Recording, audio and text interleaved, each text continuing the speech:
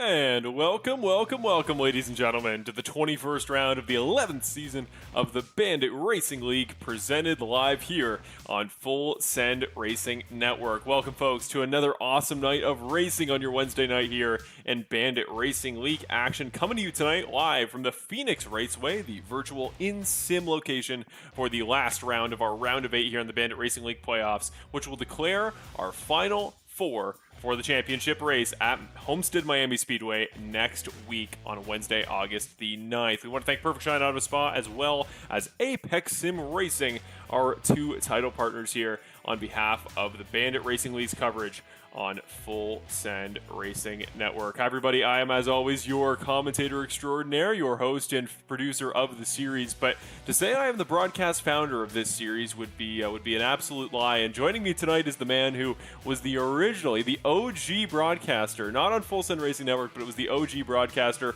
of the Bandit Racing League. He joins us tonight as our special guest co-host for the last 2 weeks of the season. Evan Wall, Mr. Evan Wall Media, is back here in the FSRN booth. And Evan, boy howdy, are we in for 2 good weeks of racing? And what's it like? All these years later, we were talking pre-race about how much things have changed, but how excited are you to be back for the 2 most pivotal races of season 11? Yeah, it's great to come back. It's a great opportunity. I'm glad you asked me to come back. I feel like it's going to be a lot of fun for 2 great races. I feel like a lot of things have changed and a lot of things are still the same, which some of that we'll talk about a little bit later. But I mean, right now you can see it scrolling across the top of your screen. Nick Nickerson's on top of the board. It's changed.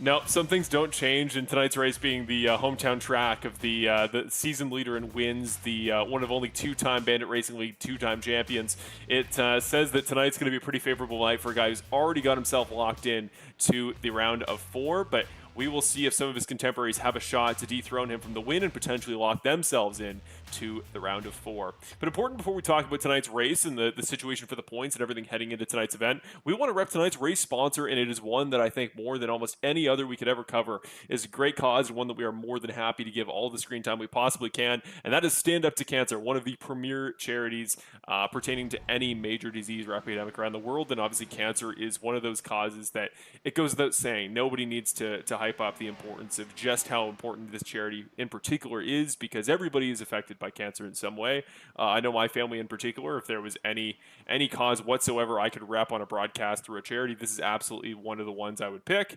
because it doesn't get much more definitive than this. And the importance of donating and keeping places that were dedicated to cancer research alive is more important than I could ever put into words. But just to quickly briefly summarize, we got a quick video showing some of the stuff that Stand Up to Cancer stands for, and just a little taste of why it's so important to donate to such a great cause.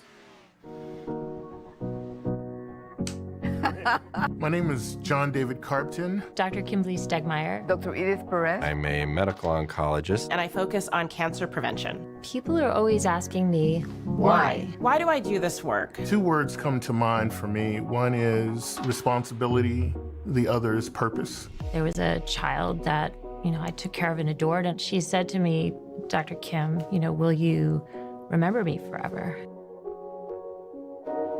Sorry. It's been a hard year. Every day I think of the faces of patients when I see their smiles, when I tell them that new treatments are helping their lives. It's just so inspiring to do research that impacts human lives. Stand Up to Cancer has been a critical partner in advancing research for cancer. Cancer research saves lives. So please, help us fight in this battle against cancer.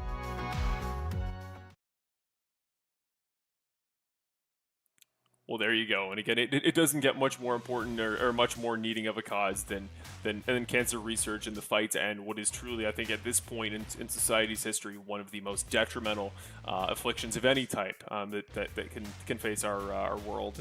And yes, every day we do our little bit of a part. In the same way that I definitely feel like anybody in the series or any of us here on the FSRN side should donate. We eagerly urge all of you to go out there and support, if possible, on behalf of the series. And we know we always talk about sponsors or businesses to rep, but truly this goes much deeper than that, and I'm sure all of you know that. So to support Stand Up to Cancer, go to all of their links in the description down below. We have the links to their social media as well as the direct link to donate through their website. But go to standuptocancer.org to find out all the information you could possibly ever need. And this is tonight on behalf of Jason Greenwell, who's tonight's race sponsor, who is representing Stand Up to Cancer, and it's been an affliction in his family for a long time, and we'll talk maybe a little bit more about his particular side of things later on in tonight's race. But to touch on tonight's race here, Evan, we're about 4 minutes away from qualifying. We're coming up here, and we're going to show you you and all the folks at home, we're going to show you where our current points format sits after last week's race at Richmond. And well, it is going to be a fun race to the finish tonight, because we don't have a huge battle in the points sitting right now for that cutoff line. As you can see, it's going to be Christopher Hamilton sitting 11 points above the cutoff, who currently sits in the 3 seed, with Eddie Hagge 2 points back of him, 9 above the cutoff. The two guys that could potentially fight in for points are Ricky Hart Jr., who sits 9 below the cutoff, Kevin Foster, who sits 14 below. But even that's a pretty big jump there. He's going to need to make up, going to need to finish basically podium, if not the win, and we'll need to hope for some wrecks or some bad luck for those guys like Hagge, Hart, and Hamilton above him. And then Brett Guzik and Mark Allen Bivens, your final 2 drivers here, who are so far below the points that they are mathematically unable to make it in off anything but a win. So it's win and you're in for both those drivers, Guzik and Bivens. And to clarify off last week, Mark Allen Bivens has been given a pass by Race Direction that if tonight, if he does get the race win, despite missing last week's race at Richmond, he will still be eligible for the win and you're in spot for the round of 4. So Mark Allen Bivens win tonight. Don't give up here, Bivens fans. A win tonight for him would lock him into the round of 4. And I mean, Evan, you've been around racing for a while, even if it's been a while since you've been with this series, but you know how much can change in just one race. And you got to think about how even if you're a guy like Hagge or a guy like Hamilton, you're in a comfortable spot right now in the points, but if you find yourself wrecked out of a race, even with 21 drivers, and one of your contemporaries scores anywhere near the top 5 in points, not only could you get jumped, but you could find yourself 4 or 5 spots out of the playoffs. Yeah, exactly. Racing is all about consistency, and you get yourself up to that plus 11, that plus 9, that's great, but you still have to keep that consistency up. You can't just let it fade out right now. You have to keep it going all the way to the very end. We got 2 races left. Just got to be a little bit more consistent. Just got to stay in there. And well, like you said, something can happen. One of these guys wrecks out. Even if they don't wreck out, if they have a bad race, and Foster, Guzik, Bivens, they all have good races, it could be a battle between those guys. Even if you are 11 points up right now, you never know what can happen in a race. Exactly, and even if he can't be here tonight, in spirit, we're going to actually give Chris Ferrara his perspective on this very same issue about guys that maybe that the fact that anything can happen, nature applies to. Well, nobody knows that better than Chris Ferrara's race pick for tonight, Mr. Brett Guzik. And Brett's playoffs this year have been one of the wildest displays of a season we've ever seen. A win here in the playoffs that locked him into the round of 8, but the round of 8, I don't think, Evan, a round could possibly go any worse for a driver than it has, unfortunately. Just the races he has not been on, something has gone wrong. He's had trouble with race directors as far as officiating, which I didn't even think was possible in a virtual sim, but here we are.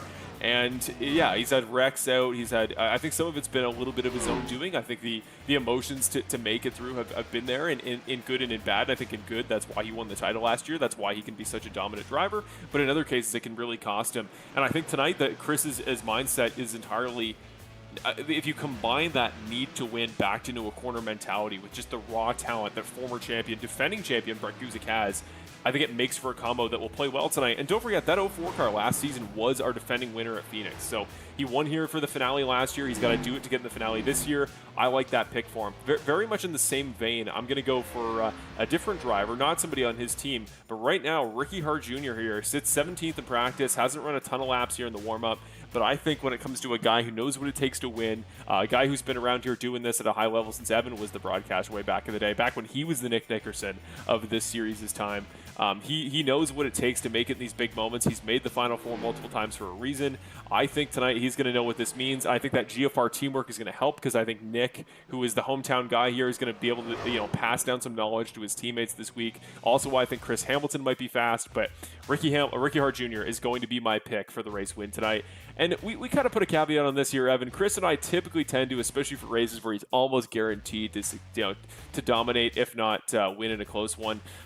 Nick Nickerson, we kind of take out a contention. But I'll throw it to you here, Evan, because you've been around for a while as we get here into qualifying. But from your perspective, from your time in the series, and just what you know from when you've checked in with the series, do you have a race pick for us tonight? Who do you just have that feeling about for tonight's race at Phoenix? I do. You mentioned it a little bit, and you talked about the time that Ricky Hart Jr. dominated the whole season. I was broadcasting during that time, and there's a couple races he didn't win. He won a lot of those races, but there's a couple that he didn't win. And if I'm correct, I believe one of them was at Phoenix, and the winner was Kevin Foster. So just bringing it back to a couple years ago, I'm gonna have to go with Kevin Foster for the pick tonight. I think he's gonna be able to make himself into the round of 4. But just back to what you're talking about, Chris's pick. With Brett Guzik, I think that's a great pick. And it's a little bit funny thinking about the time that I used to broadcast a couple years ago, because Brett was always that guy that was sitting in second place. He was always Mr. Consistency, but he just didn't have that edge that got him into victory lane. And it's a little bit weird coming back now, because it seems like he has really garnered that emotion now, and he's gained that emotion. And exactly like you mentioned, there are the good and the bads that come of it. And we saw the goods last season.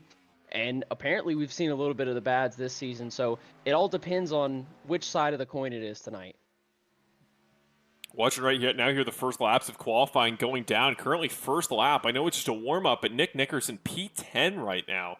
After the opening lap here of qualifying, Mason Flagar making his return tonight. I don't know if we've seen him all season, but he is top of the board, and he stays ahead of Nick. Nick Nickerson behind P1 already here in qualifying. His teammate Hamilton in third, Welch in fourth. But Mason Flagar, the returning young driver from Las Vegas, Nevada, going P1 here. Welch can't top him. So far, Yancey can't top him. Paul Wilson, who's done really well this year, Evan, in qualifying, he goes to fourth. Now bumped down to fifth by Brett Guzik, who only goes to fourth once again. So holy cow, Mason Flagar, where has this come from in a time where, not even, obviously not a playoff driver because he hasn't been here much this season, kind of in the same role as Brandon Jackson. But you want to talk about an upset and a great storyline.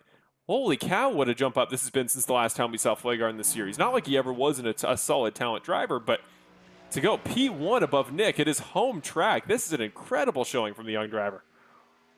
It was a great lap for Mason, and really just noticing, looking back at the 2 qualifying laps, it looked like Mason took it a little bit higher into turn 1, and apparently that just got him the extra little bit that he needed. Currently, Connor Gibson going to go to P13, and there we go. Pole lap is going to change hands. Benjamin Lacy from Redlands, California, the winner of last week's race at Richmond, to lock himself officially into the round of 4, although he was probably going to do it on points anyway. To get on the pole this week to follow last week's race up. That is what you like to see if you are a Benjamin Lacy fan. And now Jackson not going to put it in P12, as Eddie Hagee going to go to 13th here, running a bit of a different livery, the white and green, this week on the number 97 car in a race that he needs to perform well to stay above the cutoff line. I noticed him repping that Evan Wall Media logo on the back quarter panel there, so he's got some representation there from the guy in the booth here tonight. Kevin Foster, your pick for tonight here, Evan, coming off of turn number 4, last time by for his second lap. He was P11. He's going to jump to P6, bumping his teammate Ricky Hart Jr. down to 11th position. Now only 2 drivers left on track here, Brandon Jackson and Sean Britt. And Brandon's a guy you know well, Evan. He's been around this series for about as long as you can imagine. Coming off this final corner here at Phoenix, where's he going to put himself? Going to go to 9th position, bumping a Welch down to 10th. Yancey now out of the top 10, and really close here the laps in qualifying. And we have a gap from the top to the bottom of it's 3/10 separating the top 13. So tonight's race, everybody is relatively in the same boat, and especially at a track like Phoenix where you can just run so wide to pass. That's going to make things interesting. Sean Britt, almost a full 10th to the pole here above Benjamin Lacy. Holy cow, the guy that just a few weeks back, 2 weeks ago to be exact, got his first career win in the series. He's been great all season, was out of the playoffs due to missing just enough races that he missed the points, and getting to go to pole with a commanding lap. A 26:47 is absurd here at Phoenix, and that means 2 of the top 3 tonight in qualifying, non-playoff drivers.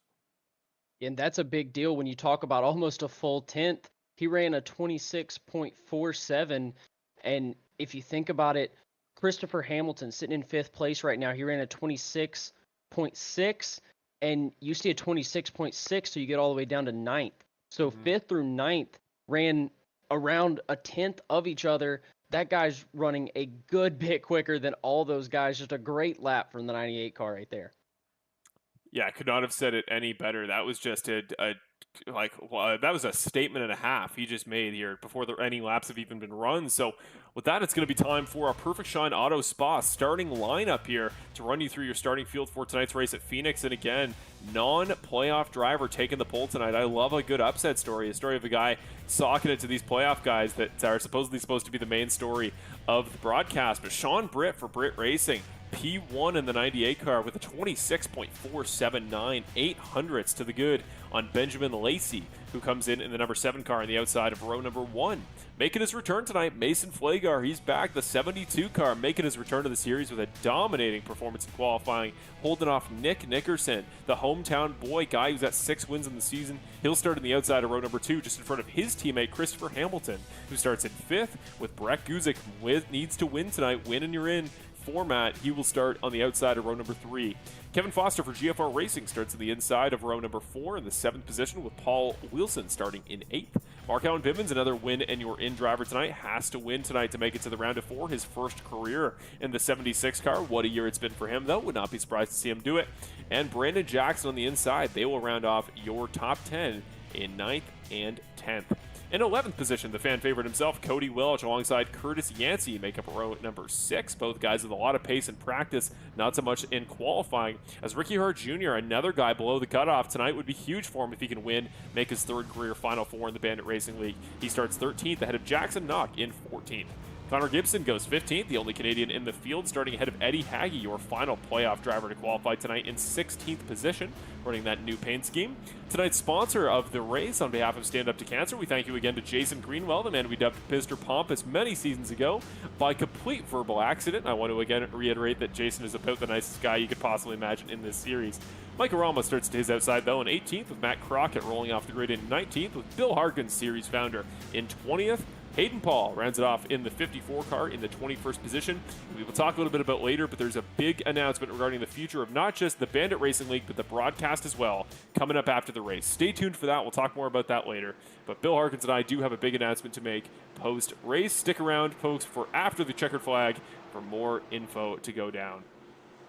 Stand Up to Cancer, 125 at Phoenix is going green here, folks. Britt and Lacy control the field. Flager and Nickerson on the 2nd row. 98 and the 7 fire off, and we are green here at Phoenix. 125 laps to determine the 4 drivers in the Championship 4.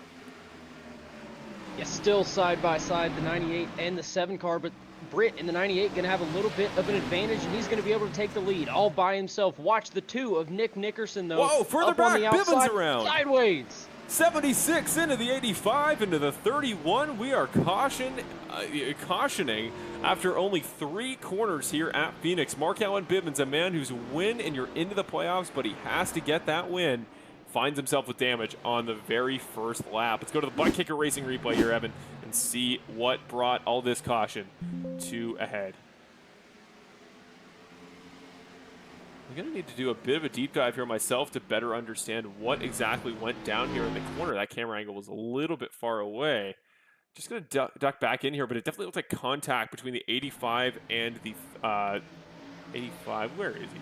And the 76 specifically. Kevin Foster, lucky not to get involved there as well, because he got a pretty solid tap from Bivens at the corner exit. But here comes Bivens. I don't know if that was the case of the 85 coming up. Maybe the 76 didn't wash up as much as he was expecting, but point being, both guys almost caught Foster, and Cody Welch came out of that with significant damage before getting caught again by Hayden Paul. Started last and unfortunately was not in the place to get out of the way of that accident. Yeah, it looks to me like the 8 car of Kevin Foster, he gets a little bit loose there. You can see going in the corner, and behind him is 3 wide. You've got Cody Welch on the bottom, the 76 in the middle, and Brandon Jackson and Yancey, they're up there on the outside.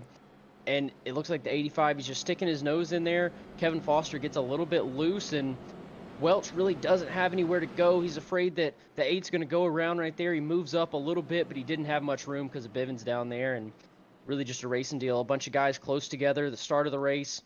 But, you know, what I'm really thinking about is this restart. Now, I don't want to drop it early, but I feel like this restart's going to be a little bit crazy, and you know what they say.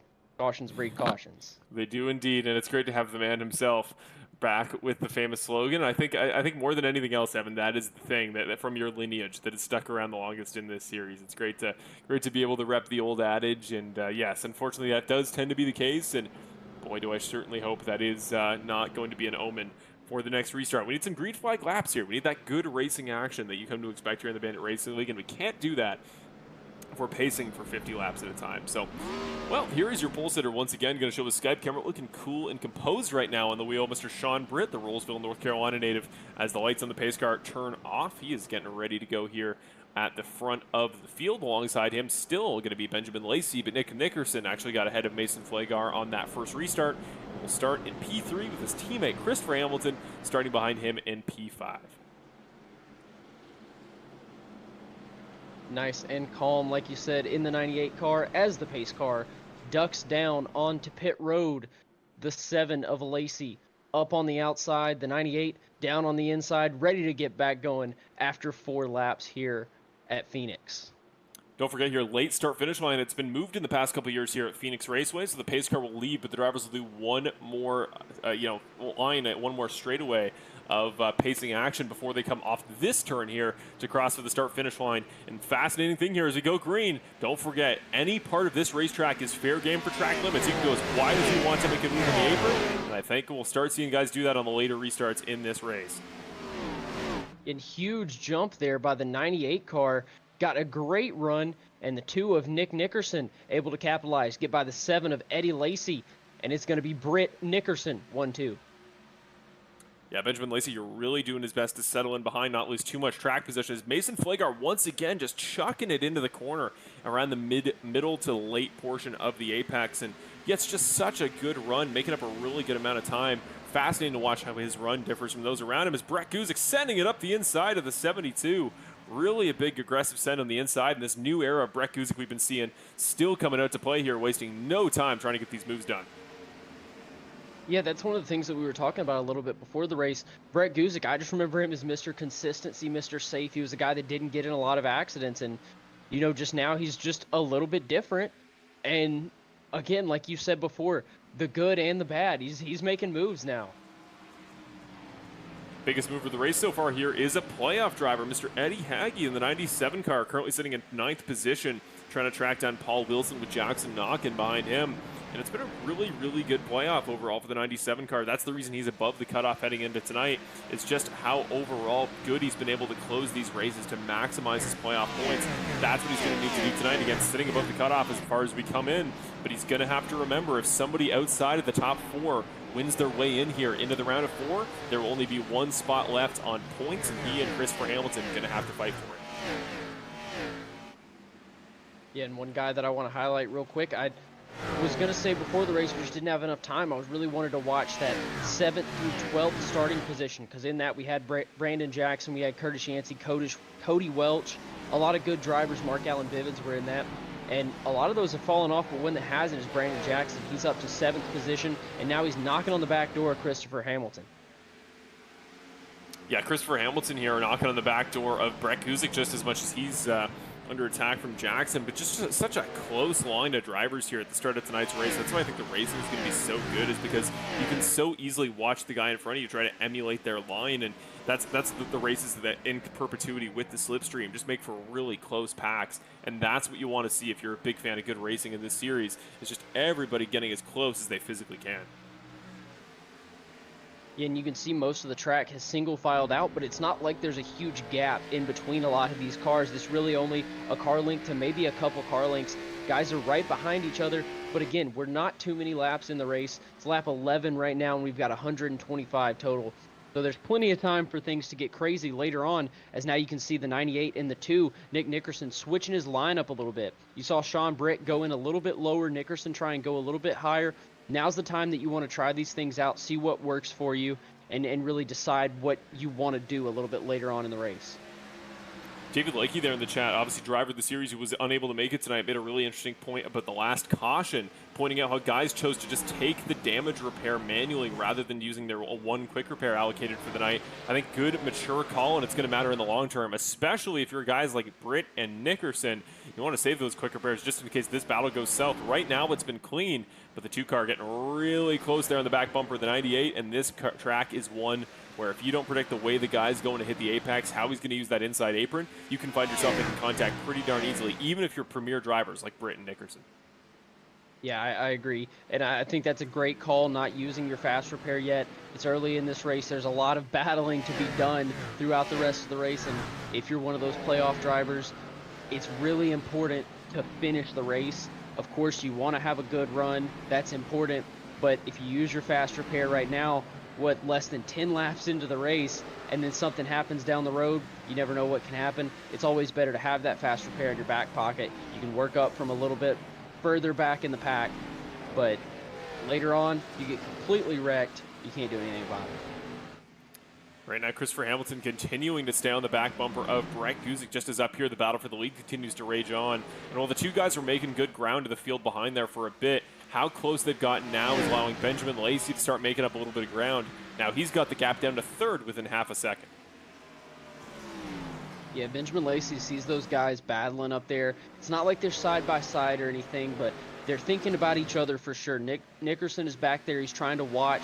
He's trying to think about the guy in front of him, watch what he does, see where he can attack him.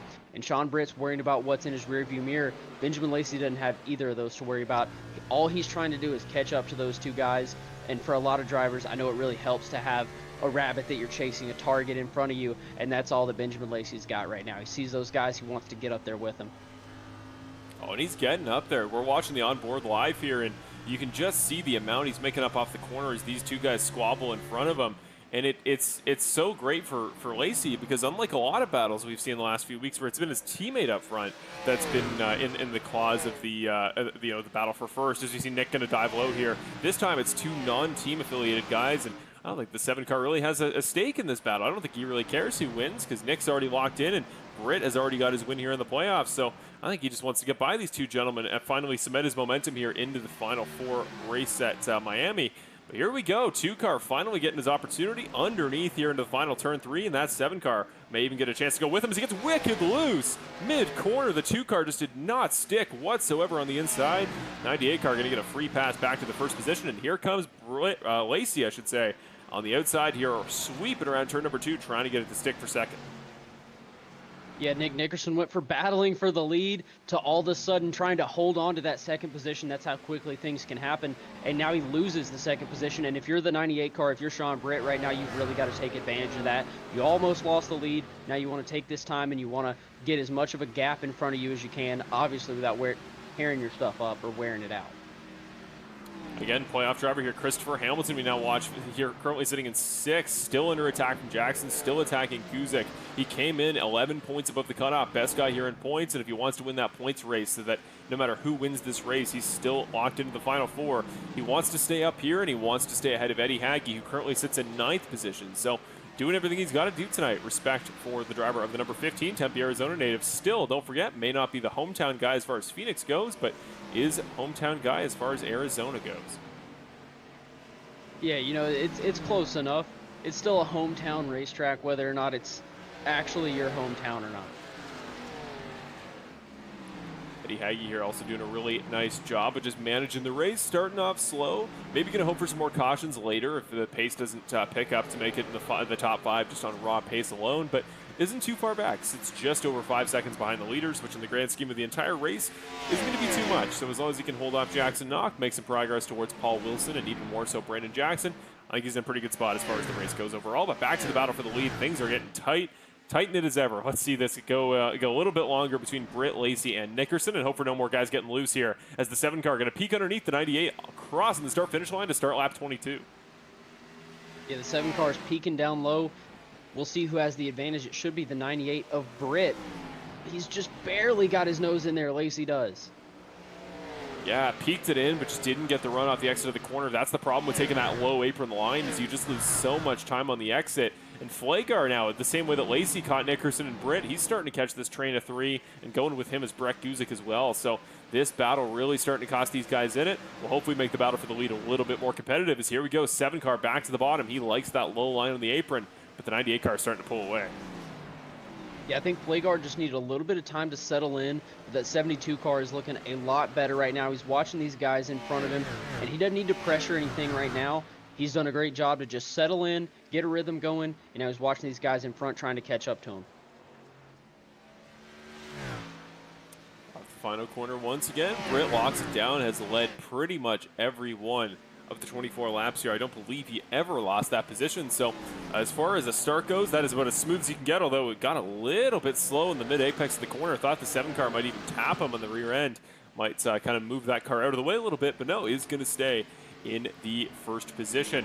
Back a little bit here. This battle once again is close between Hamilton and Guzik, as Guzik now might have an opportunity here on Mason Flagar here coming across the, Flagar wicked loose. Might be the chance here for Guzik through the apron. Yeah, the 04 car down to the inside, side by side now with the 72, but the 72 is going to have the run off. Let's see who's going to be able to get it down into this corner. The 72 with the run. Brett Guzik still with the nose in there, not going to let him get down to the bottom, and side by side again down into the corner. Brett's getting real brave. 72 wicked loose again on the top side. That car just cannot stick off the exit of the apex. Here he comes. Brett Guzik is going to have it done, I think. Going to have to slide up here, though, in turns number 2 and 3. Here comes the 15 car wide, and here comes Jackson down low. Yeah, a little bit of door contact from the 04. He drove it in really hard, stuck up there a little bit, and just barely tapped the door. That's the thing about the outside line, is you have such a drive off. The 04 Brett Guzik, he can dive it in a little bit deeper, but that 72 up on the outside just has the drive off, and the 72 got himself clear. The 15 up on the outside of Brett Guzik now, and Brandon Jackson sitting behind there, just ready to follow whoever is the quickest. Hamilton now going wide again, trying to follow the 72 car. And I think his plan is that just if he can strand the 04 car out on the inside, as he makes contact with the 72. 72 into the quarter panel on the 04, that gets him loose. This might give the 15 an opportunity. Hamilton might get his free pass here as we come back off the final corner once again to start lap number 27. 15 car might have his opportunity. Hamilton might get one spot closer to that first career win. But here comes Jackson. Don't forget about Action Jackson. He always finds a way to get involved in these battles, and I think he's going to take that move as the 15 gets the 04, and now he's battling the 99 car for the 5th position. Huge move for Brandon Jackson, and loose. Their contact with the 04. Brett Guzik going to be able to get by him. It looks like Jackson was going to go into the wall, almost overcorrected it down into the straightaway, but able to keep it safe. Great save by the 99 car. But yeah, he was just tired of waiting. He jumped down to the inside, was tired of watching this battle. He wanted to be a part of it, but now he's going to be a little bit further back, going to have some work to do as the 72 of Flagar looking to the inside of Hamilton. Looked a little bit to me like I think he was just kind of getting tired with Brett Guzik of watching that whole thing go down with Jackson battling with Hamilton, and then that whole secondary battle starting to form. I think he's saying, you know, let's get these non-playoff guys out of this battle. Again, Flagar getting loose, but I think Brett Guzik is only trying to deal with guys he has to deal with for the playoffs. One of those guys is Hamilton, and Flagar and Jackson here trying their best to keep up, and they're doing really well on pace, but I think they have a whole different battle here, just the 15 and the 04 car, and right now the 15 car is starting to take off, going to try to go chase down his teammate to help him in the battle for first, second, and third. And that's one of the things that has to be so frustrating when you're one of these playoff drivers, because right now Brett Guzik, he doesn't care about Mason Flagar, he doesn't care about Brandon Jackson, he doesn't care about any of these other guys. He wants to pass Hamilton, the 15, up in front of him. But at the same time, this is a race of more than just these 8 playoff drivers. There's other people in this race that you have to deal with, and obviously you can't blame the 72 for racing hard. That's what you have to do in this situation. You're here to win this race. You don't care about the playoffs. Obviously you want to be respectful, but you don't care about the playoffs. You want to win the race just as much as anybody else does. But that 04, it doesn't matter to him. He has bigger things on his mind. He wants to catch up to Hamilton, get by him, and get into the next round of the playoffs. Looks like the top couple guys here really do not have anything to fight for as far as the championship goes, but are fighting about as hard as anybody possibly could here at Phoenix. They are just sending it into every corner. You see the 7 keeps making peaks on the inside of the 98. Just can't get it to stick off the exit. An important detail to note that we just had mentioned from Dawson Guzik in the chat, and I believe he knows this is true. If this is a fact, Mason Flagar is running tonight's race on controller. And if that is the fact, and he was almost our pole sitter tonight, qualified on the front row, that is absolutely unreal to do on a controller without a wheel. Crazy stuff there from the 72 car, who still currently finds himself in 7th position. If that is true, that is insane. And if so, great job by him. Mark Allen Bivens now get a peek underneath here for the 11th position on Cody Welch, who I believe, as we've confirmed, yeah, I can see damage on the back end, decided to fix his damage manually rather than taking that quick repair, and that decision in the short term is going to cost the 85 positions, but is the long term going to give him more flexibility as far as potentially wrecking in this race, giving him a chance to get back scot-free. As here we go, 83 car in the 8 going to go side by side off the exit of turn 2. This is a lot of good battling happening here from 11th all the way down to 16th and kind of 17th there as Ricky Hart Jr. kind of back there in no man's land, not particularly helping his case to get above the playoff points cutoff. As far as the first 34 laps goes, side by side here. Tonight's race sponsor, Jason Greenwell, repping that Stand Up to Cancer 83 car. Side by side with Kevin Foster, playoff contender in the number 8 car, now up to 13. Welch in the wall, 85 car. Oh. Just a little bit of damage he's going to pick up. Should be okay, but you can definitely tell that 85 car solid damage, and he is off the pace as a result. Back to the battle for the lead. 7 car down at the bottom in turn 2. Might this be his chance under the apron? Can he pull the slide job? No, he can't. 98 car going to beat him back to the gas. Should get all the way back around, and that 7 car is getting looser and looser every lap.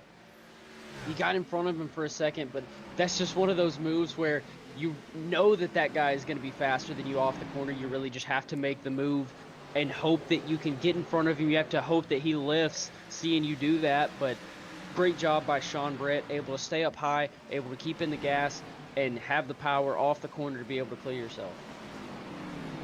Really good point we see here in the chat. Cody Welch did start 12th here, back, or 19th, I should say, back on the restart. The fact that he'd worked his way up to 12th with the damaged race car, just incredible stuff. So I think suggests that there is pace there later if he can make it work. And here we go, crossover. The 7 thought he got it done in the final corner. May not have. The 98 crosses back over, and this is the racing we like to see. And still, Nick Nickerson right there waiting to peek his head in, but I don't think he minds letting those tires sit for a little bit, not burn him up too much. Slide job again.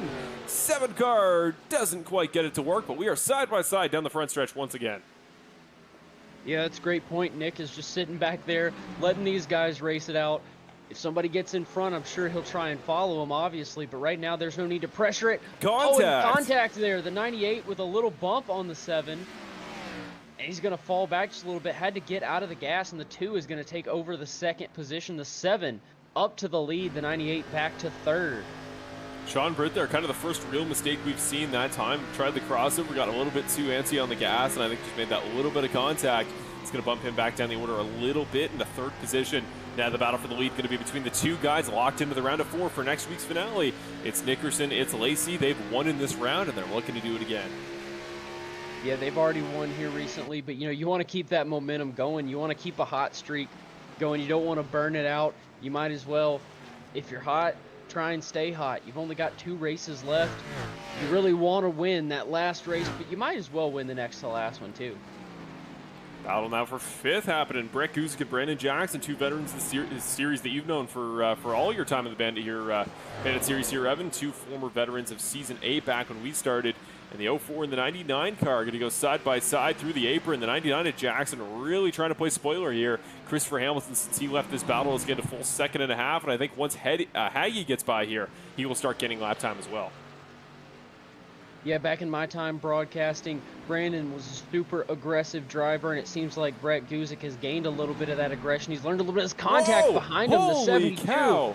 72, Great absolutely. save from the 97 of Haggy. Yeah, absolutely ran through the number 97 of Haggy. Holy cow, Flagar just sent it there. And Haggy getting bumped out of the way. He's not going to appreciate that all too much. Let's go back to the Butt Kicker Racing replay here. See just how much he sent him here. Watch on the brake, just pushes him. Holy cow. What a job by Eddie Haggy to stay not only on the track, stay looking the right way, but to keep the momentum, to be able to hold the spot. He's still ahead of Flagar as we speak. Incredible work there, and those are the moves that put you in the Final Four. Could potentially win you a championship if you're Eddie Haggy. Yeah, that's just when those are the underrated skills of racing, is just being able to save yourself in those so crucial moments. Everybody thinks about the passes for the lead, all that stuff, but to get there, to be in that moment, you have to be able to do these moments. You have to be able to save yourself when your car's a little bit out of control, and great job by him doing that. So we heard the window for green flag pit stops from Bill Harkins in the chat, going to be about 49 laps. Sean Britt came down there on lap 42 just a few moments ago. So one of our race leaders now out of contention. He pits. Didn't look like it was for damage or service. So surprised there, Evan, to see him coming in that early. Just really early pit call by the 98 car. Yeah, we'll have to see what the strategy is, or maybe figure out what's going on. Here comes Guzik and Hagee, though. Looks like this is going to be a common play by a number of guys. Maybe it's not the fuel that's the problem, but guys think this is the optimal lap to pit for tires. So here comes Guzik and here comes Hagee, two affiliate race cars, both relative teammates here as the way the affiliations have shaken out in this season. Now Nick Nickerson, the hometown boy, coming down into pit lane, and he was fast there, locked up on entry. We'll see if he's got a pit road speeding penalty, but right now, coming down pit road in the second position, Lacy remains your leader, 4 seconds ahead of Christopher Hamilton. And we've seen how guys were getting fairly loose. We'll have to see if that's just a trait of the racetrack and the setup, or if it was really the tires doing that. And also, that's a thing that we need to keep in mind for a little bit later in the race. You know, if these guys are getting that loose because their tires are getting worn out after 40-something laps, we'll have to see where those tires are at towards the end of the race and really see how these guys are able to handle them later. So it looks like most of the field at this point going to be pitting. Christopher Hamilton just coming into pit road now as we speak. Brandon Jackson behind him as well. Cody Welch going to stay out now, battled out with the fresh back to the track 97 of Eddie Hagee on his outlap. Eddie Hagee going to lose a little bit of time here to Brett Guzik in the pit cycle. And now Benjamin Lacy going to become one of the final leaders to pit. Only Jackson, Knock, Cody Welch, and Ricky Hart still left on the racetrack. As Knock coming in this time, Cody Welch will take over the race lead here. Yeah, we saw Cody Welch. He pitted a couple laps after the race started because, you know, he got in that accident. So it makes a little bit sense that he's going to stay out just a little bit longer. And we'll have to see where the rest of these guys cycle out. Here we go. Benjamin Lacy coming into his pit stall now. So it's going to be a race between himself and Nickerson to see who had the better pit cycle. Lacy, really good job getting into the box accurately. So here we go. Nickerson off the final corner. We're actually going to watch off the back of his car, see where he exits relative to Lacy. Here comes the 2-car final corner. Jump to this view just to see when he leaves. And there goes the 7-car. You see on the left side of your screen exiting pit road, but the 2-car going to get him. Fresh tires, of course, came in the lap before to do the undercut, but he has pulled it off to perfection. He is now ahead, but Sean Britt is ahead of the both of them, pitting a full, oh goodness, it was a couple laps prior, but 4 laps ahead. So he's going to be on 4-lap older tires, but is your technical race leader as we wait for the 85 car who was just pitted and the 12 car Bill Harkins who has yet to pit. Yeah, and the 98 has been on a rail this whole race, but that's one of the things that'll be interesting to see once these tires wear out just a little bit, is will he be able to keep it on that rail? He looked really good in his first stint, so we'll see if his second and third are just as good. As now the 2 is going to look down to the inside. He's got the position, and it looks like the 98 just almost let him have it. No, he's going to race him pretty hard side by side down into the turn. The 98's going to have the run off. The 2 going down low. They're going to meet back up, and the 2 is going to have the advantage, but the 98 is going to have the momentum coming through the turn. Fastest car on track right now is Benjamin Lacy. Just ran his personal best lap of a 26.86. This last time by. He's got that gap down to almost a second here in behind. But yeah, Nickerson has made the move on 4-lap pressure tires, did capitalize on that later pit stop, and will now try to set sail as fast as he can to limit that time that the 7-car can start to make up that gap. Brett Guzik, don't forget about him though. Currently sitting 5 seconds back at the race lead, but making good time. Second fastest race car on the track. If you remember the beginning of this race, Nick Nickerson and Sean Britt were the 2 guys out front, and they had a fairly good gap on the rest of the field. Benjamin Lacy was able to run those guys down and eventually take the lead. He's just looking to do the same thing again right here. He's watching these guys out his front windshield, and he's trying to do as much as he can to gain on them. The Geezer Authentics number 12 car, Bill Harkins, coming down pit road this time. And speaking of Geezer Authentics, lots of new products that are cycling in the store, including new versions of the Bandit Racing League official merchandise, as well as some stuff for Eddie Hagee, some of the Ignite RC drivers, new teams represented in the Bandit Racing League stores. So if you're a fan of one of your favorite drivers here, waiting for some merch to come out for them, GeezerAuthentics.com, your place to go for all things Bandit Racing League shirts, hoodies, and a variety of other products. The updated links there down in the description below. A couple weeks left in season number 11. Great time to support the series if you can. And yeah, go check that out down below in the YouTube description. As here comes the 7, Benjamin Lacy trying to give trouble to the 98 car. As Britt, we see him starting to move backwards. Those older tires not helping. I think the 7 car may have an opportunity here. Side by side into the final braking zone, and the 7 car going to take over the second position. Yeah, the 98 definitely is falling back a little bit. Benjamin Lacy and Nick Nickerson looking really good right now, but after this first run, you know, Sean might have realized that the tires wore out a little bit quicker than he was expecting, maybe. I don't exactly know. He could just be taking it easy right now. We'll have to wait and see. Well, we may not get too many chances tonight to update the official playoff graphic here for where guys currently sit in points, but I'll tell you right now, the way it's sitting, and Christopher Hamilton and Eddie Hagge in 5th and 6th, doing everything they need to do to stay above the points cutoff. They would leave this race tonight in the Final Four, provided a guy like Brett Guzik does not win the race, but don't count the 04 car out. Really good pace he's showing right now. He's actually is starting to make up a little bit of time to the race leaders. Yeah, and we talk about the point standings right now. Some of those guys that need to win, Brett Guzik, he's a little bit further back from this lead pack, but he's sitting in 4th right now. And then Mark Allen Bivens, the 76 car, right now sitting in 9th. Middle of the pack, a little bit towards the front. He's got the room there. He's going to need a caution or two, obviously, but you never know what can happen. I would expect one, but again, you never know. Those are the guys that definitely need to win.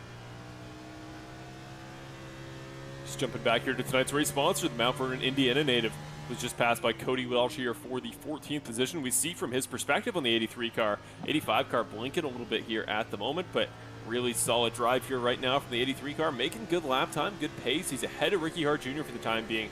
Just needs to kick it up into another gear here late if he wants to make it up into the top 10 in this sponsored race here tonight at Phoenix.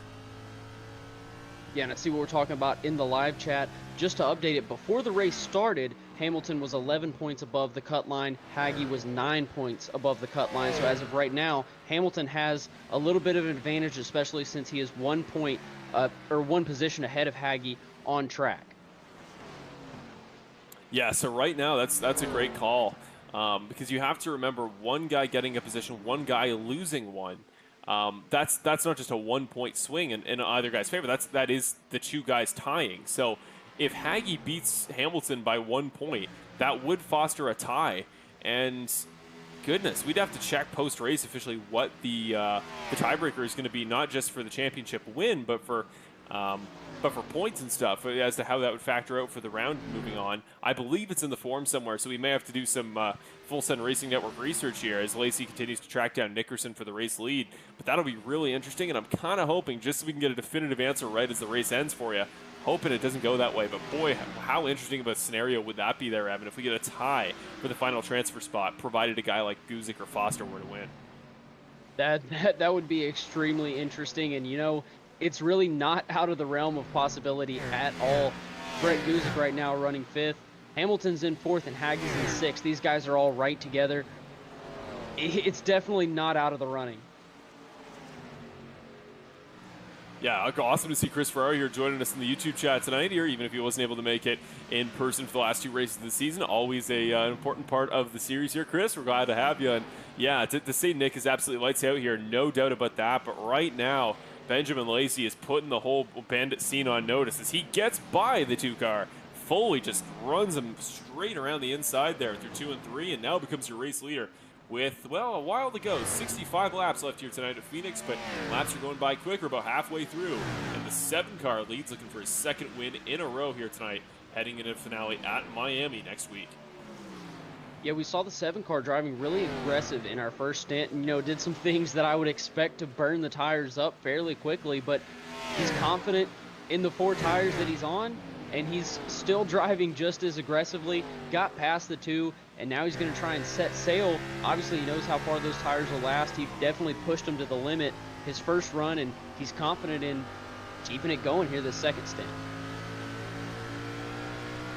Watching it in the perspective of Brandon Jackson as he tries to chase down Hagge and Guzik. I think these cars have really been tied at the hip the entire race at this point, and they're really starting to chase down Christopher Hamilton. I don't know where the pace has gone relative to these guys behind for Hamilton on this stint. Not that he's been slow, but just these guys have found a little bit of opportunity to make up that almost 3-second gap he had in stint number 1. This 99 car here may have a chance sooner rather than later to make it back into the top 5 and start to go maybe chase down the top 3, which has been pretty consistently Lacy, Nickerson, Britt for almost the entire race.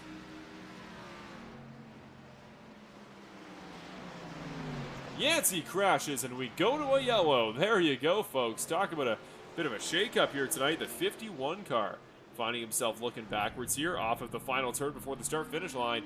That'll take us to a caution here, courtesy of Bucket Racing Replay, as the Clearwater, Florida native finds himself looking the wrong way. You know, I'm going to blame all of that on David Lakey. He just said in the chat, nice clean race so far. But you know what? I don't hate to see it either. It's going to make this thing a lot more interesting. Coming into the final corner. No, just got loose. I was going to say Welch in the 85 car was really making up ground into the corner. Maybe scared him a little bit there into that mistake. But now 51 car just kind of fishtailed there on the entry and set himself around. He's going to stay out in front of the pace car, maybe hope to get a free lap back. But in pit road is the entire field here, Evan. Here it comes. One of the most important pit stops of the entire season for a lot of these guys. And this will give a chance for guys like Britt and Hamilton and Guzik a shot to get back in this race. Is Jackson not going to stay out, going to become your new race leader? And, you know, I feel like every time I'm commentating, I always talk about it. But I feel like this is one of the underappreciated parts that comes in racing, is being able to nail these crucial things like this, like just getting onto pit road, nailing that pit road speed, getting into your box safely and correctly. And this race off pit road is going to be really important, as we see the 98 is first off, followed by the 7 and then the 2. So a little bit of a shake-up at the front of the pack. Yeah, I'm going to call that right now. I think that was a 2-tire stop there. I think that's the first big aggressive strategy call we've seen today. Is Sean Brick going to take less than the maximum of 4 tires? And I think he's going to come out with track position in the short term.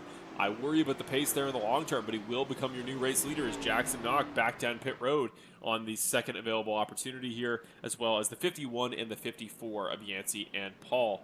And there we go. Your top 3 going to be back to Britt, Lacy, and Nickerson, just not in the order they were earlier. And I think these 3 drivers have now made up the top 3 in every possible combination at some point in this race, and that just speaks to how much fun they have been and how close they are in terms of flat-out pace tonight. Yeah, I can confirm Nickerson took 4 tires. Sean Britt only decided to take 2. Benjamin Lacy also on 4 tires. So it's going to be a little bit interesting watching these top drivers, as what's going to circle out to be the 1, 2, and 3 drivers, I believe.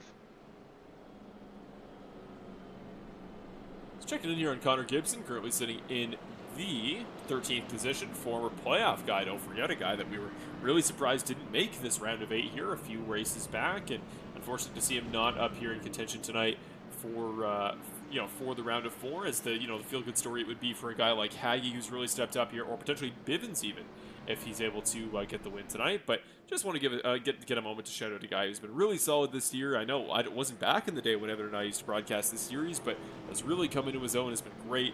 Maybe the pace not quite as much there tonight to go for this top 5 area as he has most of the year, but definitely incredible follow-up season there for the number 31 car.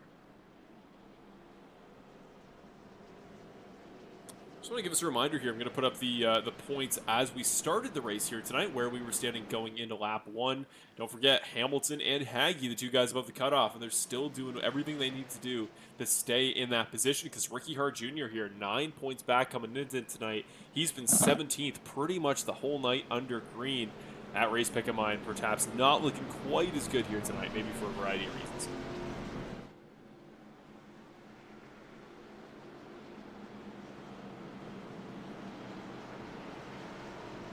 And I was just about to answer it, but already got the answer down in the comments before I could see it and say Bill Harkins with the lucky dog back on the lead lap. Your other lap down drivers are Hayden Paul and Curtis Yancey down 1 lap in 19th and 20th, and Matt Crockett in 21st position. Here we go. Britt and Lacy back to the top 2. They're going to lead us to the green here on lap number 68. But don't forget, old tires here for the 98 on the one side of the car. All new tires for the 2 and the 7. Here we go, folks. Green flag of Phoenix, and through the apron, first time by Guzik. May have an opportunity here on the outside. Yeah, the pace car is off, heading down. Oh, sorry, I was a little bit behind. I was ready to call the beginning of the race, but a good jump for the 98 car, as he is on the outside. Nick Nickerson down on the inside is going to try and battle back, but it looks like the 98 is going to have the run. We'll see if he can get him cleared as the 2 and the 7 dive down low. So low to the apron, my sim thought they were going into the pits here. Should tell you how aggressive they're getting on that angle as he crosses over, but Britt will get the better run off the corner. Can the 98 car get back to the quarter panel into the final corner in 4? Maybe he will, maybe he won't. We see into the braking zone. Gonna send it in deep, but I don't think he'll quite get it to stick. Gets loose, the 98 car, could he save it? Saves it, but he's gonna lose out on track position. The 7 will get him, and I think the 04 car gonna go with him as well. Yeah, great save. He was able to break just a little bit later, but it ended up hurting him, falling back now behind the 04, and the 99 of Brandon Jackson gaining on him a little bit as well. Loose into this corner again, the 99 down to the inside, the 98 of Britt up on the outside, and again just keeps getting loose. Those 2 tires may not have been the right call. Sean Britt looking like a 6-year-old Canadian right now, being put on ice skates at every opportunity. He is just sliding around the racetrack at every corner, even in ones that it shouldn't be possible. That car just wicked loose on 2 tires, but that suggests to me that he's just driving the wheels off it here, Evan, doing everything he can to make up pace. But speaking of driving the wheels off, guess who just ran the fastest lap of the race and now leads by 7/10? Mr. Nick Nickerson ran a 26.66 that would have put him in contention for the pole here in the pre-race. Also talk about driving the wheels off. Watch the 85 and the 76. These guys are side by side. You know, Sean Britt, he led a lot of this race. He was up front. We know that 98 is a fast car, and the 85 and the 76, both of those guys, 2 really fast drivers. They're right on his back bumper, as is the 15 of Christopher Hamilton. He's in this little mix as well. Big guy to watch here is Kevin Foster, because don't forget, Foster theoretically can make it in on points, and if something goes wrong for Haggy or Hamilton, his being in a good spot can be beneficial. But here we go. Welch going to be up to 4th, and he may get a chance to go even further, as yes, all the way around the 98 and the 04 he goes. He took that quick repair, and now he is back in contention. The pace starting to come alive for the 85 car, who came runner-up here in season number 10. Great run for 85, and really just unfortunate for Sean Britt. He took that inside line, and just like I was talking about earlier, he slid up and he made the 98 let off the gas. I think the 98 would have had the run, but since he had to let off the gas, the 85 got in front of him. He lost that position to the 04, and now he's even losing the position to Christopher Hamilton as well. But we'll see if we can capitalize right here. Right now, the 98 of Britt and Christopher Hamilton side by side, trying to see what the 04 does in front of him. Now Sean Britt falling back even more. Yeah, those 2 tires really starting to kill him as far as the 4 tire guys around him go. The 76 car of Bivens, don't forget, he has to win tonight to make the round of 4, and he's doing his very darndest to do so.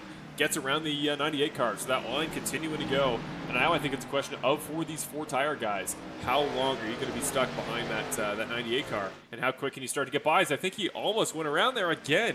Loose again, the 8 car is going to get him, and Sean Britt right now just fighting for his life there to stay in that position. As speaking of fighting for your life, Brandon Jackson, gap for 3rd down to 3/10. The 85 and the 04 are coming fast. Yeah, Sean Britt is driving a great race when you really realize how loose he is. Now, unfortunately, there's not much he can do about that, because he's pushing that 98 car to its very limits. Loose in almost every single corner as he gets sideways again with the driver to the inside of him. And the thing is, we'll see if these other drivers really realize that he was on 2 tires and try and keep that in the back of their mind, as Britt's now going 3 wide up the middle. Trying everything he can to keep that car in front of somebody. The 72 and the 86 going to go underneath. The 97 waiting in behind Haggy, looking to get through here as fast as he can in 12th, doing his best to sauce his way through this just absolute gaggle of cars. Here he comes on the outside line. Can he get the 72? Can he get the 86 into the braking zone? We'll find out here, but that gap for 3rd getting smaller and smaller. Yeah, I will say, bringing it back to the point standings, the thing that's looking really good for Christopher Hamilton and Eddie Haggy, those guys weren't exactly safe coming into this race. The cut line wasn't too far back, but right now up at the front of the pack, we've got Nick Nickerson and we've got Lacy, and those guys are putting on such a dominating race. Brandon Jackson, Welch up there as well, and it's really looking good when you think about the fact that a lot of the ones that we see up front that are probably having the best chance at winning it, let me phrase it that way, those are the guys that have the best chance of winning it. Ricciard Jr. isn't up there. Foster isn't really up there. Guzik, Bivens, they aren't exactly up there. They're not far back, but they're not up there either. Welch down to the inside here into the final corner. He's going to get Jackson for 3rd. That pace coming alive here for 85 of Welch. We've seen this before. Can tonight potentially be the night that the you-know-what comes to an end? But no, I think it's a great point there, Evan, about how tonight's guys that are at the front, the 2 and the 7, I mean, those 2 gentlemen have really dominated not just this season, but the last 2 years of Bandit. I think they've been the top dogs. The 2, if you want to use the term consoles back from the old Greek days, way back. This is, I think, the most Roman situation I've ever seen of just 2 guys for multiple years, even though you can only roll for 1 year in a row. But that's not the point. 2 years here in the Bandit Racing League, and they have just been the two guys. And to see the two of them dominating tonight, just as they've dominated every other important race the past couple of years, that's going to be a battle for the ages at Miami. And I don't think any great historical battle has ever taken place in Homestead, Miami area. But next week, get ready, folks. Wednesday is going to be an absolute slugfest for the final championship here in season 11, and potentially 2 more guys here that will get in a competitive spot. Those guys are going to be crowned tonight, and I hope they're guys that'll really give them some trouble. Like I know Brett Guzik will, who currently sits in 5th. If he can win tonight, Evan, you've got to think he's going to give them heck next week the way he's been driving. Yeah, absolutely. And, I just want to say really quick, Marshall, I really appreciate the history lesson there. I feel like that was a great talk about Rome's and everything. It's really showing what you're in school for. I appreciate it. Yeah, don't forget. Maybe, here we go. 15 car getting loose. But yes, don't forget. I may be a media production student, but I do have a history minor. So this is my area of particular interest, and I'm glad we can make it crossover. If I have any more fun and references about my current topical listeners, we'll work them in somehow. But Cody Welch here, continuing to try to break away from the 99 car, and the way he's starting to run, the way that pace is going, I think he's going to do so. And that gap still staying about the same, if not getting a little bit smaller to the two guys in front.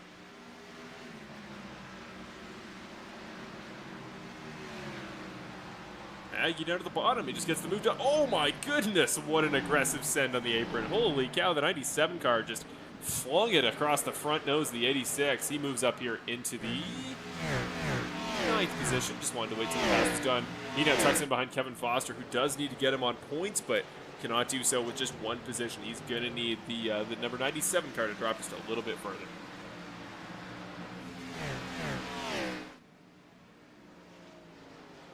And when we go back to the front, Nick Nickerson has done a great job to really spread this race out. We've on lap 86 now of 125, and a pretty large gap for the 2 car up front. Like David's comment there in the chat about needing to check the number 2 car of Nickerson in post-race inspection. Yeah, I, as much as I wish it was the car, I think it even speaks more to his ability that Nick has had the dominance he's had in the Bandit Racing League for a couple of years in a lot of capacity. Despite this being a fixed setup series. This isn't just intellect, this isn't just an ability to set up his own race car. This is just flat-out driver talent. He's putting it to good use right now. Coming to lap 88, going to be about, at this point, 37 laps to go here at Phoenix. Give or take, going to be about 20 more minutes of green flag action, folks. And holy cow, what a season it has been for the 2 car. And to cap it off tonight with a win, going into the finale looking to take home his series record, third championship.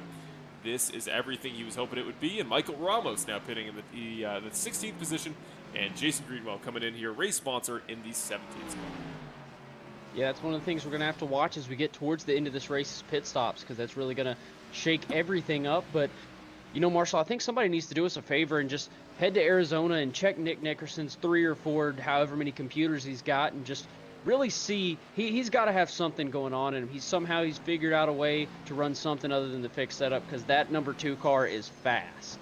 That's a great point, Evan. Now that I think about it, he never shows his Skype camera until his post-race interview. Maybe there's info here. I don't know, but conspiracy theories aside, we'll keep all of the crazy talk for my history learnings and learning about all the crazy things that think happened to particular presidential assassinations. So that's a conversation for a different day. Especially as a Canadian, I have no place in this particular conversation. So, most interesting thing that's ever happened to a Canadian Prime Minister is that one time we had one serve for about 4 months and it went horrible. But of course, the British have us beat on that front because, boy howdy, less than a month, that one Prime Minister, what are we doing?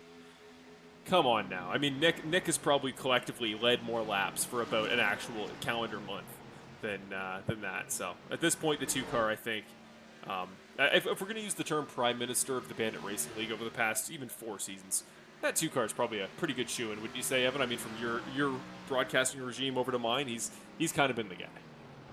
Well, being from down here in America, I don't know what Prime Minister means, but he's pretty good. He's pretty good. If that's what it means, that 2 car's quick. We have a lot of theories here in the chat. We have grip hacks, alien, robot, anything you want to consider Nick. Let's keep it civil, and I know we all love Nick here in this series, but yeah, you can throw in a number of outlandish theories, and to a certain extent, I will believe all of them because Guys, one of the most talented guys I've ever seen. Speaking of talent, 98 car getting wicked loose in turn number 3, saving it.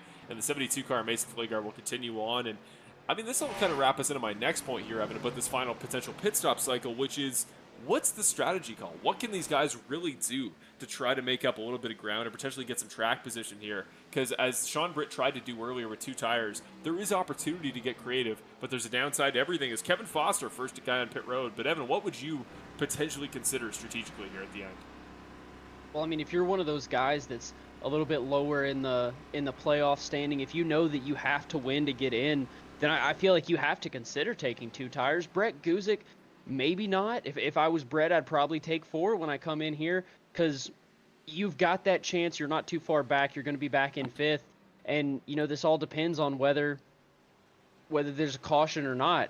Different things are going to happen, but say there is a caution and I'm maybe Mark Allen Bivens just a little bit further back, that's when you really have to consider taking those 2 tires, because you've got to make something happen. It's I think it's something to do with science. I don't know. I'm a communications major, but something to do with science. They say if you do the same thing over and over again and expect different results, you're crazy. Something like that. I don't know, but you've got to do something towards the end of this race if you know you have to win it. Yeah, I believe that the term is the definition of insanity is trying the same thing over and over again and expecting different results. And no, I like it. I think it's definitely an apt comparison to say, you know, you got to try something. If you've run this whole season or this whole series, you've never got a win, you've never got a podium, or especially in these moments, you've never made a Final Four. Well, whatever didn't work for you last year to make it here isn't going to work again. And that's why I think Christopher Hamilton doing what's worked for him all season, just staying consistent, staying quiet, staying out of harm's way. And even in this situation, we know how aggressive Brett's going to get. Just staying behind him. Just let him kind of work guys out of the way. We know how fast the 04 car is. Just have him kind of scooch guys out of the way for you. Take those spots when you can get them, and just come away with a good enough points finish that you can be in the round of 4. And we were talking with Chris last week, but we were saying what a potential storyline this could be for the guy who's been famous for incredible consistency as Cody Welch pits for his final time.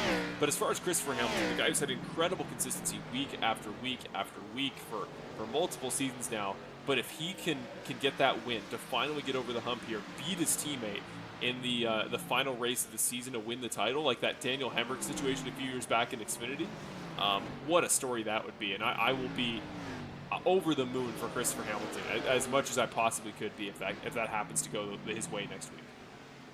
Yeah, I mean, you told me before the race, speaking of how consistent he was, you know, I haven't been able to watch all these races, and, you know, before the race, Marshall was kind of filling me in on some of the main storylines, kind of telling me what was happening, and one of the things that he said was, he said, watch the 15 car of Christopher Hamilton. He's going to finish in the top 5, in the top 6, somewhere up there. He's just such a consistent driver, and, you know, you can really see it watching the race. I haven't been here. I haven't been able to watch everything, but you can just watch the 15 and tell how consistent of a driver he is, how he's got a good run. But we'll have to see if he can really make it happen when it counts. Good call here by David Lakey. Guys who pit late could catch a few guys a lap down if a caution comes out. That is an apt point. And, yeah, I would not at all be surprised if it goes that way here, because the fight here for this is 3rd, 4th, 5th, and 6th is still as you know, dire as it's ever been. And if just one of these guys slips up, as we almost saw earlier with, like, you know, guys like Britt and Lacy, we could see that caution here. And, well, we know what happens with cautions here in this series, Evan, as we see Eddie Hagge, who just exited the pits, battling with Ricky Hart Jr. for 14th. Well, we know what happens when cautions come out, and if that happens, tonight's finish could get a lot more interesting. Yeah, and that's one of the things of just trying something different. If you know that you can't really compete if you come in early, if you come in at the same time as these leaders, if you know that you're not going to be able to get that win and you really need it, you've got to try something. And that's definitely a great strategy when it gets to these closing times, especially with green flag pit stops. There's going to be more chances for cautions coming out, and if you're able to stay out there as long as you possibly can and a caution comes out, that's really going to help you out. 24 laps to go here, folks. 9 drivers left on the lead lap here. The final guy being Connor Gibson. And remember, Cody Welch there, who sits in the 11th spot there, a lap down, has pitted and is trying the undercut here. I think that's that first big strategy call we're going to see here tonight, Evan. And if he can continue to make good lap times, along with Kevin Foster, who is also pitted just 4 laps older than Cody Welch's tires that he's currently running on this stint, then this may be an opportunity for Cody, not necessarily to win the race per se, although we, you're always kind of wondering, but to at least get track position, and I do not mind that call. And one thing I've always thought about it, I think strategically in my mind in these series, is don't just worry about the overcut and the undercut, but literally think, okay, what lap do I need to come down pit road and would be most advantageous for me to pit that allows me to maximize the number of laps I run on the freshest tires possible. And what I mean by that is, so say you're going to run 60 laps to the finish, right? If each fuel stint is about 40 laps, why would you run the 40 laps and then run only 20 laps on that fresh set, then split it in half, run the 30s, and then you're maximizing the amount of good time you have on each tire, and you're never really running one into the ground. And I think that's kind of what Cody's doing here. And if it pays off, and Cody finally gets that win that we've been waiting for literal years now, I think it would justify all my strategic opinions I've ever had, and I think I would need to become a NASCAR race engineer. I don't know about you, Evan, but I think that knowledge tracks. Yeah, I mean, I think it's only right for Cody to win. He hasn't won since I was broadcasting this league. It's only right for him to win when I come back. I mean, that just makes sense to me. Exactly. Exactly. But if you're new here, Evan, just to make sure you know, that's not going to happen. Only pessimism towards Cody Welch here on this broadcast. We cannot show any optimism whatsoever, and maybe it'll come to fruition. But we know all you Cody Welch fans are here in the chat, and if you guys like my theory, if you like the strategy call he's making, then let me know in the chat. But yeah, amazingly, still no final pit stops here, Evan. I mean, it's been over 40 laps now. They've been out on these tires. Nickerson and Lacy, they're still chugging away. At a certain point, I wonder if they're getting this race snatched right out from underneath them. Well, this is one of the things that I love about racing. I have a lot of friends that they say, hey, it's just cars driving in circles. How can you love that? But it's not, because this strategy right here, Nick comes in right now. Something could happen. Maybe Benjamin Lacy stays out, caution comes out, and it's going to screw Nick's race up. Or the very opposite could happen. He could stay out right now, and something happens and it screws his race up. You never know what can happen in racing. It's all about strategy. It's all about having the best strategy, but sometimes having the best strategy is a little bit of luck too. You got to have good strategy. You got to have luck. Everything has to fall the exact perfect way for you to get a win in literally any racing series. Here we go. Christopher Hamilton going to make his final pit stop of the night. He's a guy who's been relatively in contention all night. And don't forget, he talked about last week in his interview saying he wants to really separate himself from Nick Nickerson and the rest of the GFR guys. He's worried about his own season. He's not going to try to coordinate strategy quite as much because there's almost no way you're beating Nick if you try to copy him, move for move the rest of the season. And I like the way he's approaching this. Take a different pit strategy than Nick, as now Benjamin Lacy coming in, but still that 2-car stays out. Is this secret genius, or is this about to be the move that costs him a championship? Or, well, not a championship, but at least the race before he goes for the championship. Well, I feel like, for one thing, Nick doesn't really have too much to lose, if you know what I mean. As now he dives down onto pit road. But for one thing, he doesn't have much to lose. It's not like he has to win this race. He's in the next round. But at the same time, depending on how the rest of the race goes is going to depend on whether it's a great move or whether it's not. It all depends on how the chips fall as the race and how it continues to play out. Well, it's like one of the biggest things that you say in the history community is that the victors, write the history books. And yeah, tonight is only going to be remembered as a good strategic night for Nick if he wins the race. Maybe this was the right call, but if Cody just ran the greatest laps in human history and is able to overtake him for the race win, I mean, whether it was the strategy or not, it's only going to be remembered as a strategy slip up here for him. And here he comes. We're going to go to that same camera from earlier. Can Cody Welch take the race lead? Yes, he can. We saw in the background Nickerson there coming off pit road. And now the gap here. Let's check it live as we wait.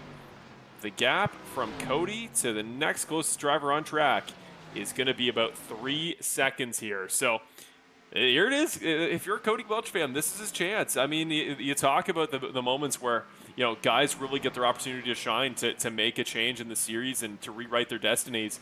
13 laps older tires, 2.5 second advantage. Can Cody Welch hold out and get that win we've been waiting for? Or alternative strategy, because he is still out on the racetrack. Can Brett Guzik pull the greatest conservation of tires and fuel I may have ever seen and go the last 13 laps, having not pitted in the last, coming up on 50 here, in a track where fuel cycle is supposedly 49 laps? And, it may not go exactly this way these days, but back when I was broadcasting it, Brett was one of the cleanest, smoothest, most consistent drivers in the league. He was great at saving his stuff. From what I remember, he did a great job of everything when it came to being smooth and consistent. He may be a little bit more aggressive now, but I'm sure somewhere deep down he has that smoothness, he has that consistency, and we'll see if he can hang on to it. Oh, here he goes. Brett Guzik now is going to pit, and again, my problem with this, Evan, is the the tires of it all. Like you're going down to the very final couple laps. Maybe you're hoping, as Sean Brick comes down too, maybe you're hoping for like overtime. You're hoping for more chances for those tire advantage to come into play, but. Man, I don't know if that's going to be the way to go, pitting this late. And you're going to get passed by these guys who have pitted already. So Guzik going to factor out, I think, to about 5th. But we'll have fresh tires. So again, different strategy call. But 11 laps to go. Welsh got the gap down to 6/10. Nickerson is chasing him. And a 13-lap newer tires. This is going to need to be one of the greatest defensive showcases we've ever seen here, Evan. And I think that 2-car is ready to set sail and get this win. Yeah, that 2-car's ready to go. He wants to be in victory lane. He wants to keep that hot streak going. And right now he's right up to the back bumper. Whoa! Looking down to the inside. A little bit loose for both of them, honestly. We'll see who is able to make it out with just 10 to go. Come on, Cody, fight him. We want to see a battle here, and don't just roll over and let it go. That was wicked loose from Nick. I thought they might even make contact, and there he goes. Gets the move done. Nickerson, your new race leader, and Cody, I think, is going to fight, but those tires, it may still get him a top 3, may still get him a podium he's looking for tonight, but I think that is about all she wrote for the race win, unless, of course, we get a caution, and maybe that'll be the positive commentator jinx that makes this race more exciting, but the way it's sitting right now, we got Hagee in 4th, Hamilton in 5th. They are doing everything they need to do to make the Final 4. They've run this race to perfection. Guzik is the fastest car on track, but 10 seconds and 9 laps would just be the most absurd series of racing moves I've ever seen. And I think we have our Final 4 here. I think the Final 4 we had coming in, unless we get a caution here, Evan, I think they're coming out. They're heading to Miami. Don't speak just yet. You never know what can happen at the end of one of these races. Nick's out front, but you never know what can happen. We've got lap traffic to deal with. Drivers are still racing each other all over this racetrack. I'm not saying it's going to happen, but watch out just in case that yellow flag flies, because if it does, everything will go crazy. Well, the question then goes, as we've had the last couple of weeks, we've had some really late cautions, and the question always comes down to then, when are you going to pit? Because some guys pit, like say it's 6 to go, right, Evan? I mean, you pit, you take new tires, and then you are a little bit older if we get another, caution going into overtime. Because lately, if we get one caution in the last 10 laps, we get about 3. And we started to see guys pitting on that 2nd or 3rd caution. Even as far as the last overtime opportunity, the last green-white checkered, they're still pitting for tires to just maximize their chance. And if you watched Phoenix in the real world at any point in the last couple of years, you've seen just how much you can accomplish with 1 lap on fresh tires here at Phoenix. So as Cody Welsh got passed by his teammate Benjamin Lacy here a few moments ago, now we see Hagee getting involved. And I'm sorry, where did this gap go? 0.3 of a second is now the battle for the win. What happened there, Evan? From the very beginning of this race, since the green flag dropped, the 7 was behind him, and now side by side, looking down to the inside. The 7 of Benjamin Lacy on the inside, the 2 of Nickerson on the outside. He's got the pass now, but the 2's going to have the momentum coming down the back straightaway. Battling back on the outside, the 7 drives it down deep in. He's going to be able to clear him going into the corner. Where did he come from? Benjamin Lacy stealing the lead with 4 to go. You'll have to fill me in the chat because I didn't catch. Where did he come from? As Lacy, out of nowhere. Not that he was super far back, but that gap has shrunk, and he pitted before Nickerson. His tires should not be fresher. Benjamin Lacy has just been putting on a clinic all day. He's been showing that he can drive with a loose race car, and we've seen from a lot of these guys that they have had loose race cars. He's been showing how good he is with it, and now he's showing it again. Putting on a show in the last race before the title. We were writing this thing off as a surefire thing as the final 2 guys in the playoff contention above the cut line battle it out. Gentlemen, please, I'm not trying to jinx you, but do not wreck. This could potentially be disastrous for these 2 gentlemen, but hopefully this battle stays clean here to the end. But coming to 2 to go, has the gap up to a full second. What happened to Nick Nickerson? Lacy, who was the 1 seed this week, and in the two guys who are locked into Miami, based on the number of points he's accumulated in the playoffs, he is your de facto series leader, and now he might pick up his 4th win of the season out of nowhere. We were writing this thing off as the hometown boy picking up that automatically earned race win, but now, off of turn number 4, we take the white, we won't get the yellow. Final lap for Benjamin Lacy, and the final lap before his shot at a title next week at Miami. The 7 car and his teammate, Cody Welch, some of the best drivers in series history, but they've never won a title. Nick's got 2, and he is the man to try to go chase down that first career title and hold Nick off for number 3. Like Verstappen did in 2021 to Lewis Hamilton, it'll be Lacy trying to play spoiler, and he comes in with the momentum, winning at Phoenix in the Stand Up to Cancer 125. Winner at Phoenix. He goes in with the last 2 wins back-to-back in this series. And, well, Evan, we have a battle for ourselves at Miami, because as we just saw from Lacy, he knows when to turn up the heat when it's time, and that was an absolute steal of a win by the number 7 car. What a drive. It's going to be a great race. Lacy's going to Miami with the momentum, coming off the win here tonight. Nick Nickerson obviously advancing to the championship 4 as well with the 2nd place finish, but just barely missed going to victory lane. He had a great run. All race he was in the position, but just couldn't get home when it counts.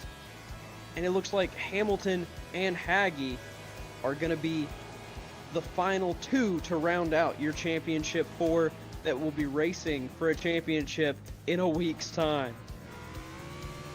Just absolutely incredible stuff there from Lacy. Let's get ready for your winner's interview with the man himself. But yeah, just incredible showing there from Lacy, and he always finds a way in those important moments, and he did it again today. But just truly one of the best of all time. I used to call him the closer when it comes to just coming out of nowhere, whether it was strategy or just flat out finding pace at the end of a race. But today, kind of did both. Made the perfect strategy call, pitting the lap before Nick, got enough track position to be in contention, and then in the end is the guy to beat him to the line and get the win here tonight at Phoenix. Beats the guy at his hometown track. That is what you do if you are Lacy, to get in his head. And now let's just get ready here for your post-race interview with Mr. Benjamin Lacy, race winner tonight. As he heads off to victory lane, he's going through the fence. He's going to the proper spot. Lacy knows where to go because he's one of the best. Let's get off to your first interview here with Benjamin Lacy, your race winner here tonight at Phoenix. Benjamin Lacy is Evan and Marshall up in the broadcast booth. You got a copy? I got you guys. What's going on? Oh, Benjamin, congratulations, my man. That is how you build momentum to the series finale, into your race for the championship. And holy cow, we were blown away because we had, not that we'd written you off, but it looked like Nick was smooth sailing there at the end. He had a decent little gap for that last little bit after he got Cody, who tried that strategy play. But you just came out of nowhere, found that pace at the end, and you pick up the win. Talk us through those last couple laps and how your fortunes changed. I think Nick took 2 tires. I took 4, and that was a difference. Phoenix is one of those tracks where tires matter a lot. So it was kind of an interesting strategy. It's like who was going to pit first at the end there, because if you pit a lap early, it can make a difference, 10 laps later. So I took the bullet there, and then Nick took 2. I don't know if he was doing a strategy of some sort, trying to do that, but 4 tires ended up being the game winner there, and was able to get around him. Yeah, and I mean, again, we talk about what this implies for your overall season, but you already came out of last week at Richmond. We said, okay, is this going to be the last race that Nick doesn't have a really, really good optic at? With, obviously his hometown track tonight at Phoenix, and then next week going into Miami. But you picked up that win at Richmond, and one that we knew was going to be crucial. And then you come to the guy's hometown track and pick up another one in that great call at the end. I've called you the closer for a number of years. You did it tonight. And how much do you got to think you're in the number 2 car's head? I know you guys have been kind of associating with GFR, but as far as him trying to become the only 3-time champion in Bandit history, you're looking like one of the greatest oppositions he's ever had. And how much do you think you're in his head at this point? It's hard to say. He's a pretty even-keeled dude. He doesn't really doesn't play his cards out and about. He keeps them pretty close to his chest. rightfully so, because we all do the same thing in that regard. So it's it's hard to say, but he's a good dude. He's fun to race with, and it's always a pleasure going up against good competition like that. So it'll be fun. We're probably equally in each other's heads, throughout the race, even though we are working together. We're always kind of watching what each other's doing. So yeah, I'd say we're equally there, but it's just it's fun to race against friends, and he's one of those guys. Well, it's going to be a very simple question to round it off, because with this race in the books, every race but the finale done for season 11, there's only one more question for you, Benjamin, and that's, what does the preparation look like heading into Miami? And just you, Nick, it's going to be Christopher Hamilton and Eddie Haggy, the final four this season. All really good guys. Obviously, you and Nick kind of on a different level as far as the race wins this season. Combined at this point going to be 10 as opposed to 1 for the other two guys in the final four, but they're going to be hungry for it. Where's your confidence at, and what do you need to do this week to get ready for such an important race for your career? Oh man, it's been a good momentum streak. So able to keep that up, hopefully, knock on wood. But there's just a lot of different dynamics that can play into a track, and it's just learning and finding where that groove is, and that's really all you can do. Well, this has been an incredible showing. Again, that late surge on those fresh tires was a shock to all of us, and everybody on the broadcast was excited for you, making it more fun in those waning moments. So congratulations, Ben, 4th win of the season, and you know what to do here in the broadcast booth for the final word from a winner before the series finale at Miami. Give us some final thoughts, any shout-outs, any friends and family you want to mention, or anything you want to talk about. Well-deserved tonight. Yeah, we got Filming the Wild. Check them out. YouTube.com/Filming the Wild. We appreciate all of you guys who've gone out, checked it out. Leave a comment in there. Get them some algorithm views here, and we appreciate that. We got Apex Sim Racing, Sim Racer Hub, Butt Kicker, Geezer Authentics. Full Send, Marshall, and I believe we have Evan in here tonight. So. The OG gangster coming in, so good to have you back, man. And I'd like to thank my fiance for giving me a couple hours tonight to go out and have some fun. Beautiful. Well, I like the term OG gangster. We're going to make that stick in the broadcast for next week and going forward. That was pretty cool. And no, that was, again, incredible drive there, Benjamin. That is why you were one of the premiers, and I think if next week is truly the time, this is your time to become Bandit Racing League royalty, as you've come so close to for a couple of years. I think you have proven that there is no doubt you are one of the most deserving champions we may have ever had if it comes to fruition. So congratulations, get ready for next week, and that 7 car with that slick new paint scheme for this year is going to be getting a lot of screen time next week in the finale, and I wish you the best of luck. Thank you. There you go, Benjamin Lacy, always well-spoken, keeping it simple, and he will be one of your final 4 in contention for the championship this year. And this brings us to our second interview. We're actually going to throw it back to Evan, going to have his first interview with this channel for the first time in quite a while. It's going to be Evan talking to a final race contender, looking for his 3rd ever title, but it is Mr. Nick Nickerson, and the guy who almost won his hometown race tonight came so darn close. Let's bring him in here, Mr. Nick Nickerson, and we will scroll your final results up above on the top of the screen. Nick, it's my first time talking to anybody in an interview setting in a long time, but definitely somebody that I've talked to plenty. Towards the end of the race, we talked a lot about strategy and just different strategies, and really whichever strategy won the race was going to end up looking like the best strategy. Well, you ended up, I believe, taking 2 tires there. What was going through your mind when you took that, and how did how did you think it would go exactly like you did? Just what were you thinking when you took that call? Honestly, I was just trying to assure that I was going to be in front of some of the other competitors. Yeah, that's pretty much it, because I know some guys went ahead and pitted a little bit early. I knew that there was probably like 10 laps on their tires already, so I figured if I just got 2 tires, I can at least get in front of them. I thought maybe I'd have a little bit more towards the end, but it's just the car wouldn't turn very well, and it was loose on the exit, and it just couldn't hang with 4 fresh tires, not even a little bit. But all in all, man, it was a good race, and looking forward to going to Homestead here. Yeah, and speaking of Homestead, looking to be the first 3-time champion, I believe. How are you feeling in your journey, like now that you finally, there's really one race left in this season. How's it feel going into that race, and how do you feel about Homestead Miami as a track? What are you thinking? Well, I like Homestead, but I don't like the high downforce package. It's a lot of pack racing, so that's going to be a nightmare for us. But it is what it is.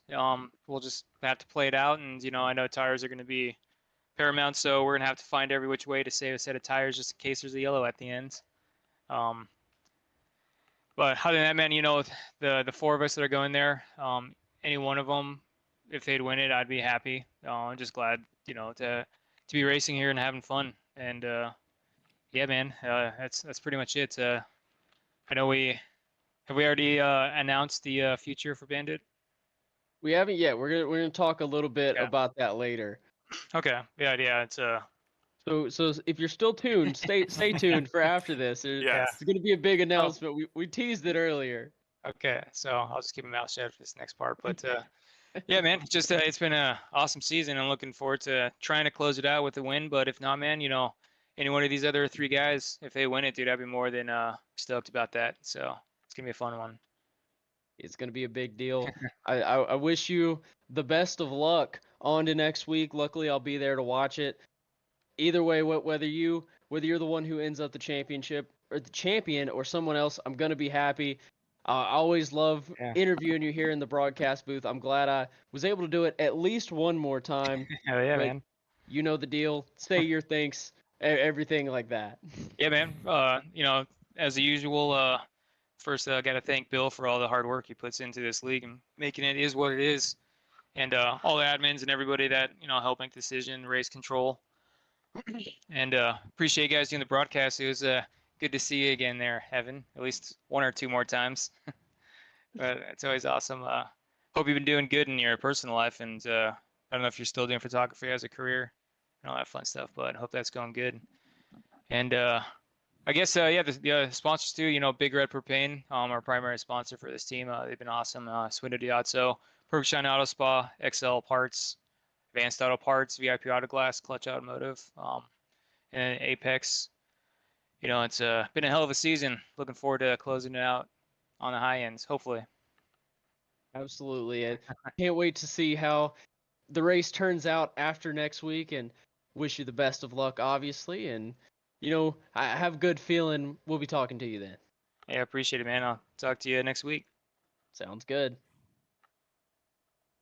Awesome. Thank you, as always, to Nick Nickerson, taking some time here in the broadcast booth to step in and have a word. And again, he could be the final guy we talk to here in season number 11. If he's able to get it done next week and get that win at Miami, cements himself as a three-time Bandit Racing League champion, and a feat that has never been accomplished in the history of this series. We got the wrong name on the graphic, but we got the right guy on Skype.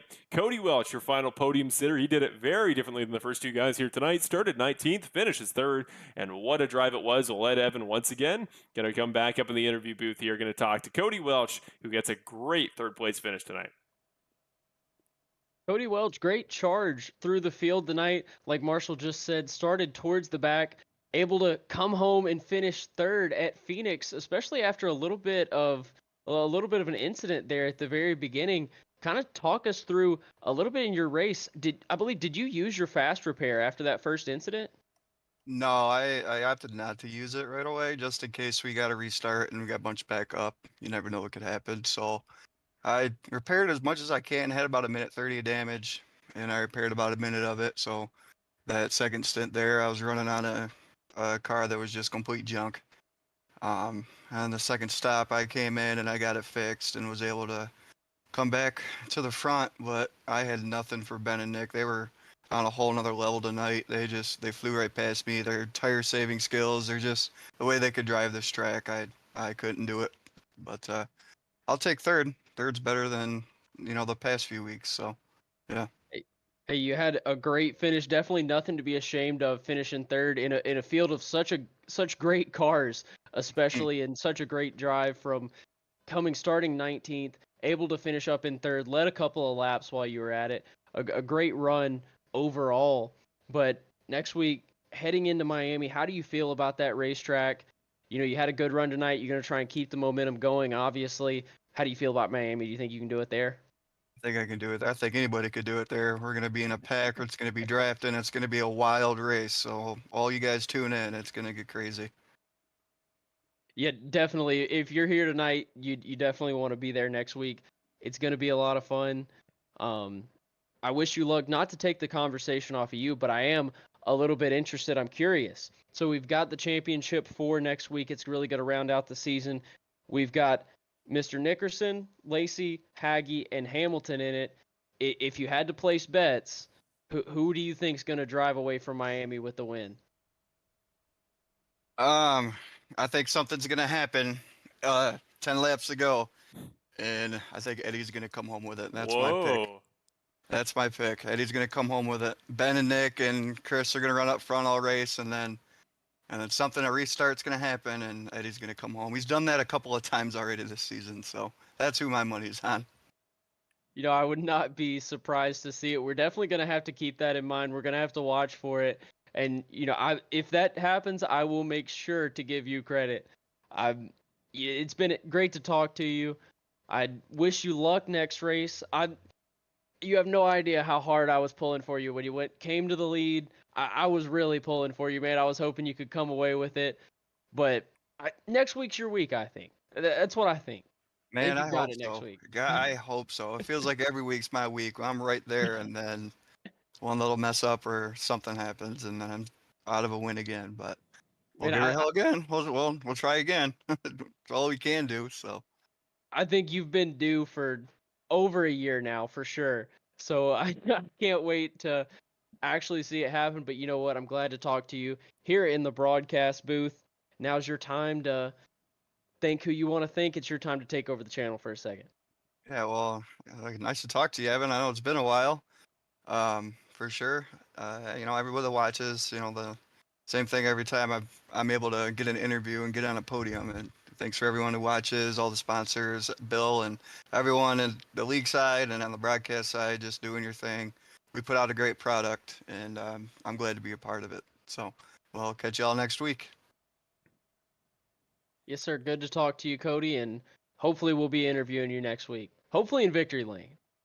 Well, let's hope. And just a quick note from me, Cody, but we're going to be making some announcements here in a moment that may even put this in a different light as well. But Cody, for the next 7 calendar days, any moment you are not spending in the sim practicing for Miami, it's time you are letting me, Evan, Chris, and the rest of the broadcast and the fans at home down, Cody. I want maximum effort. I want 100 laps in pre-race practice next week, and I want the fastest lap in qualifying. I want a dominant race next week. And we're ending this streak. I've had enough of counting before every race how many it is in the back of my head. Next week, What's Cody. it up to now? It's got to be up like 60 races. It's 73. It's 73, Jesus. Cody. That's insane. Come on. I know, and I know I'm not that bad of a driver. You're not. Do you know how many podiums you've had in this time? In that number of races? I have no idea. You've had 14 podiums.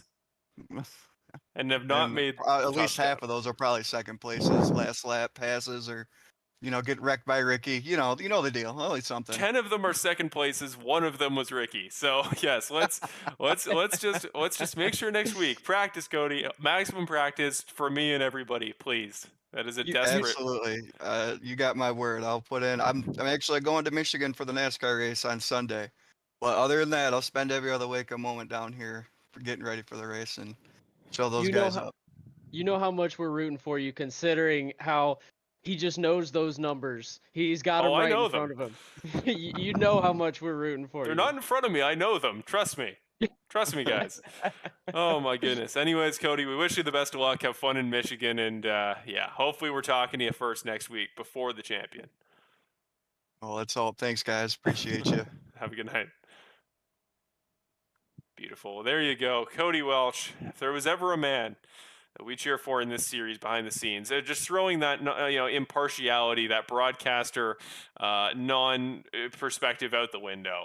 We come on, folks. We're gonna pull Bill Harkins in here. We got a few those final announcements we've been building up for this entire broadcast. But my goodness, Cody, next week, maximum effort. Let's see it. That's what we want to see. But we're going to bring Bill Harkins here in the broadcast booth, folks, and this is what we've been kind of building up to. We got some big announcements to make regarding the future of the series and our participation here on FSRN. We'll pull the series founder, Mr. Bill Harkins, in now, and we'll go over that. Hey, Bill, it is Evan and Marshall up in the broadcast booth. You got a copy, and we got some stuff to go over. Hey, gentlemen, how we doing? Evan, man, it's great to have you back, brother. Great to be here. It's a lot of fun. It means a lot that I was asked to come back. Yeah, how did it feel being in the seat again, though? It felt pretty good. It felt good. It was nice to be back after so long. Good. So, Marshall, obviously, you pulled me in here so I could make an announcement as to the future of our league. So I'll just go ahead and make that announcement. A couple weeks ago, I spoke with the drivers, so they kind of had a heads up. So some of the people, are going to know this already. I've decided to kind of ice the series for now, put it on hiatus. I've got a lot of personal things in my life that I need to accomplish. The list is a mile long, and I know that I can't devote the time that it takes to run this league the way it needs to be run right now. So the league's not over by any means. There will be a season 12 eventually. It's just got to be put a little bit on the side burner for the time being, and cherish what we've got left here in this last race. And I'll keep the I'll keep the league active in the iRacing sim. I'll keep the website active as much as I can with not a lot of things going on. Obviously it's going to be limited, but I'll keep the Discord open so everybody can still come hang out. And I really intend to throw some invitational races together, some really funky, different things that you wouldn't normally see in iRacing, just to keep the guys together. So yeah, that's my big announcement for the day. And when we talk next week, I'll go into a little more detail and get all my things and probably shed a tear or two. Yeah, we'll do a big cap off next week to kind of cap off not just season 11 once we've crowned a champion and everything's gone down. Next week we'll do a kind of a big check in like this one more time. But yeah, that kind of wraps nicely into my my similar announcement, which is I think kind of in the same vein, with the same long-term message of what Bill just said. But as far as things not being necessarily a definitive end, but just a kind of a see you later and a kind of rethink for the future. Myself, Marshall Crocker Jr. and in turn FSRN, kind of the channel that has been my domain for everything I've done broadcast wise, whether personal or with Bandit, for the past going on almost 4 years now. But this will be the last season that I officially full time, at least for the foreseeable future, will be a part of the Bandit Racing League. Just the way that my career with this series, the way that all the way back 3 years ago when I first reached out and got in touch with Evan through a Facebook posting in January of 2021, actually I think December of 2020, way back in the day that when this all got started, was in the hopes of just gaining reps and getting practice for what I hoped would be a career in doing what I do for this series professionally and seeking this out as my full-time career, in the same way that my personal ventures have gone so well and my media production degree could not be going better than it is right now. And my future prospects are looking really, really great. Unfortunately, it's just with that lifestyle comes a point where unfortunately, as much as this series means everything to me, and these Wednesday nights I've cherished so much for the past couple of years, and they've become tradition, and everybody around me that knows what I do knows Wednesday nights I have stuff I'm doing. They check it out, and they it's just part of who I've become.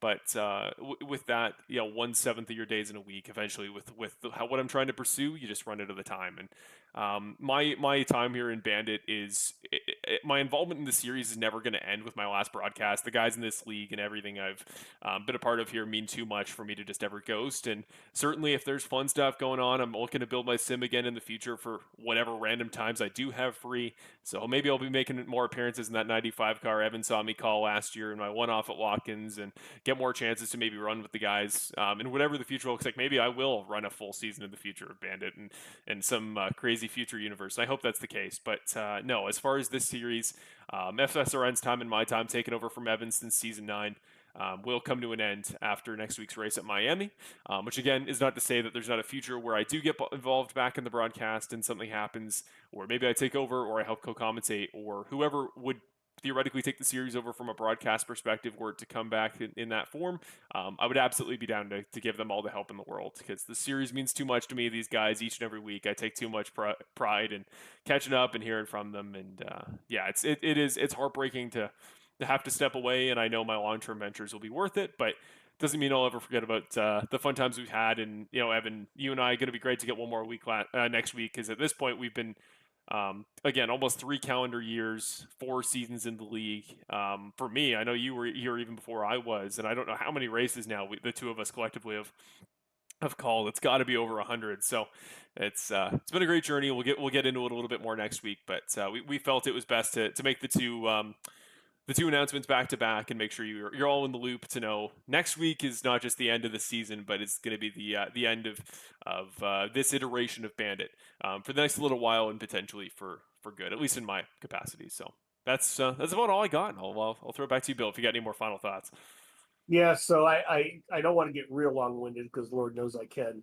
But if I really think back to when, I met Evan, and Evan had less than 24 hours to put a broadcast together. I've told this story before to a lot of people, but our newer guys that have not been around, less than 24 hours, and he did it. And he kicked ass on it. I'm sure if he goes back and he looks at this first one, he goes, "What the hell was I doing?" Right, Evan? Oh yeah, definitely. But if you look at even when you came in, Marshall, I think you were also within 24 hours when you were going to start picking up and going with, Evan. At most a few days, yeah. Yeah. And where it's come to today, I don't know how I could match it. And I owe that to you guys. I owe it to Chris, who has stepped up, any of the people who have ever jumped in a broadcast booth and helped out, just they all have made it where we are today. But we would be nowhere where we are today without Evan, and then without, you two. So I am grateful for that. But I do want to get a pitch in. Get your merch, people.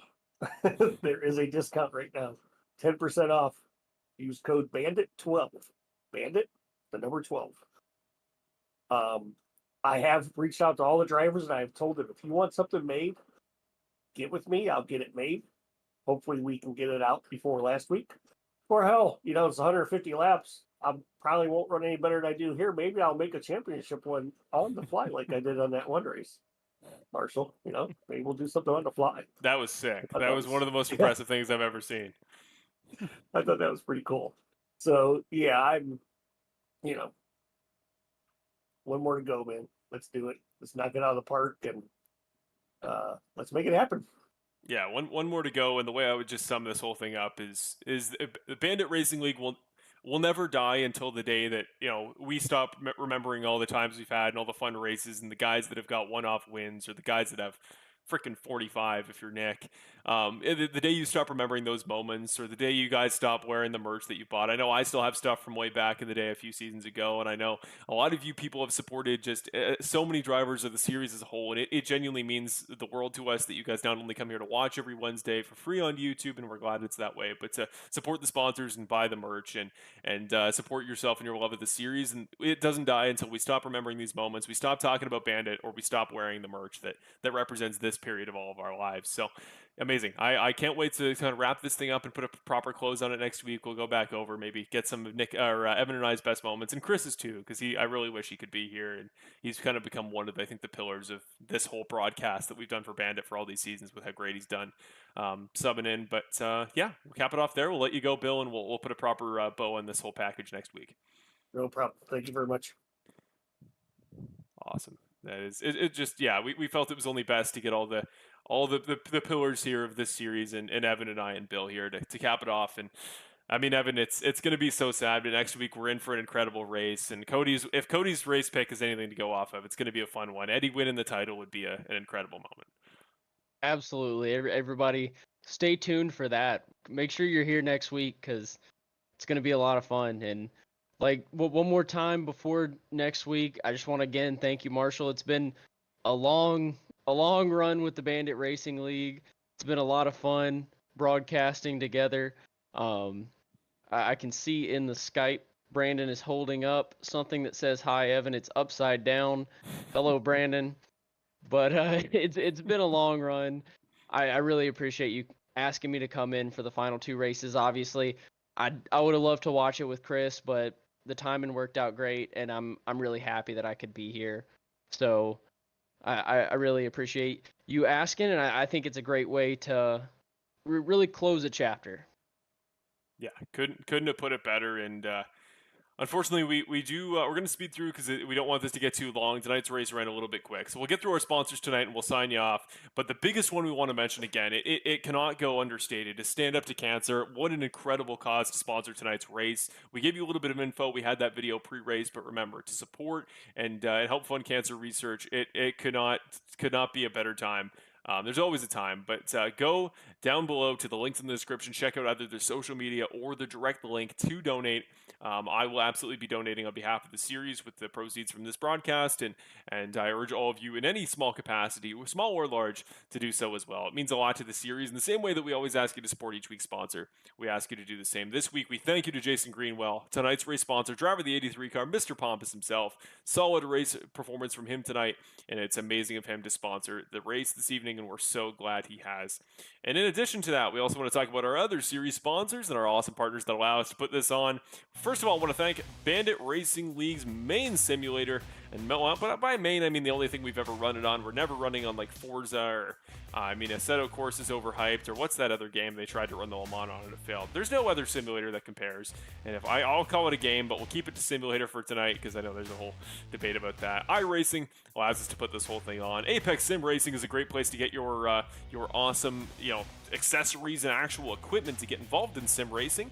And as I continue to work on trying to put together my rig and get that set up for the future of my racing efforts, Apex Sim Racing is going to be a great place to go. Remember to use code BANDIT, and the link to do so directly is in the description down below to get yourself a new wheel, pedals, a variety of great products to get yourself started and potentially be in the future of sim racing, whether in the future Bandit Racing League seasons or otherwise.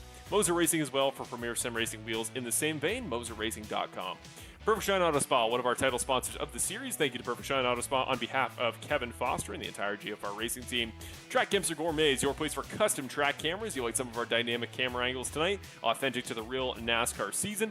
Then go to Track Camps or Gourmets. Your link in the description for all of their products is down below. Just remember to use their proper licensing if you're going to use them on broadcast. EvanWallMedia.com. He's right here in the booth with us tonight. Maybe as we sign off here, we'll get Evan to talk a little bit about his projects. But Butt Kicker is our final sim sponsor as far as sim accessories. Butt Kicker is awesome seat, basically bass accessories like speaker systems that allows that vibration, that authentic hum, and the kick of a real seat in a real race car in your sim. It takes it to that next level to make it even more dynamic. And finally, Geezer Authentics. Remember, use code BANDIT12 to save 10% off a final purchase of a Bandit Racing League item, whether for a specific driver or Geezer Authentics. And if you want a specific driver, you want us to represent somebody near and dear to you, you watch this series for, put them in the comments below. We'll see if we can get something made for next week.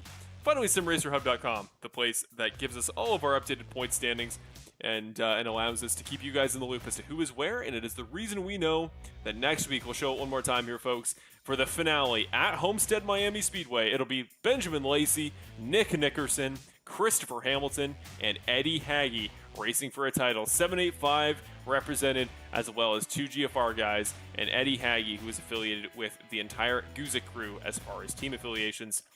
Going to be a lot of big storylines we'll talk about next week. Brett Guzik comes heartbreakingly close to making the Final Four, but it doesn't come to fruition.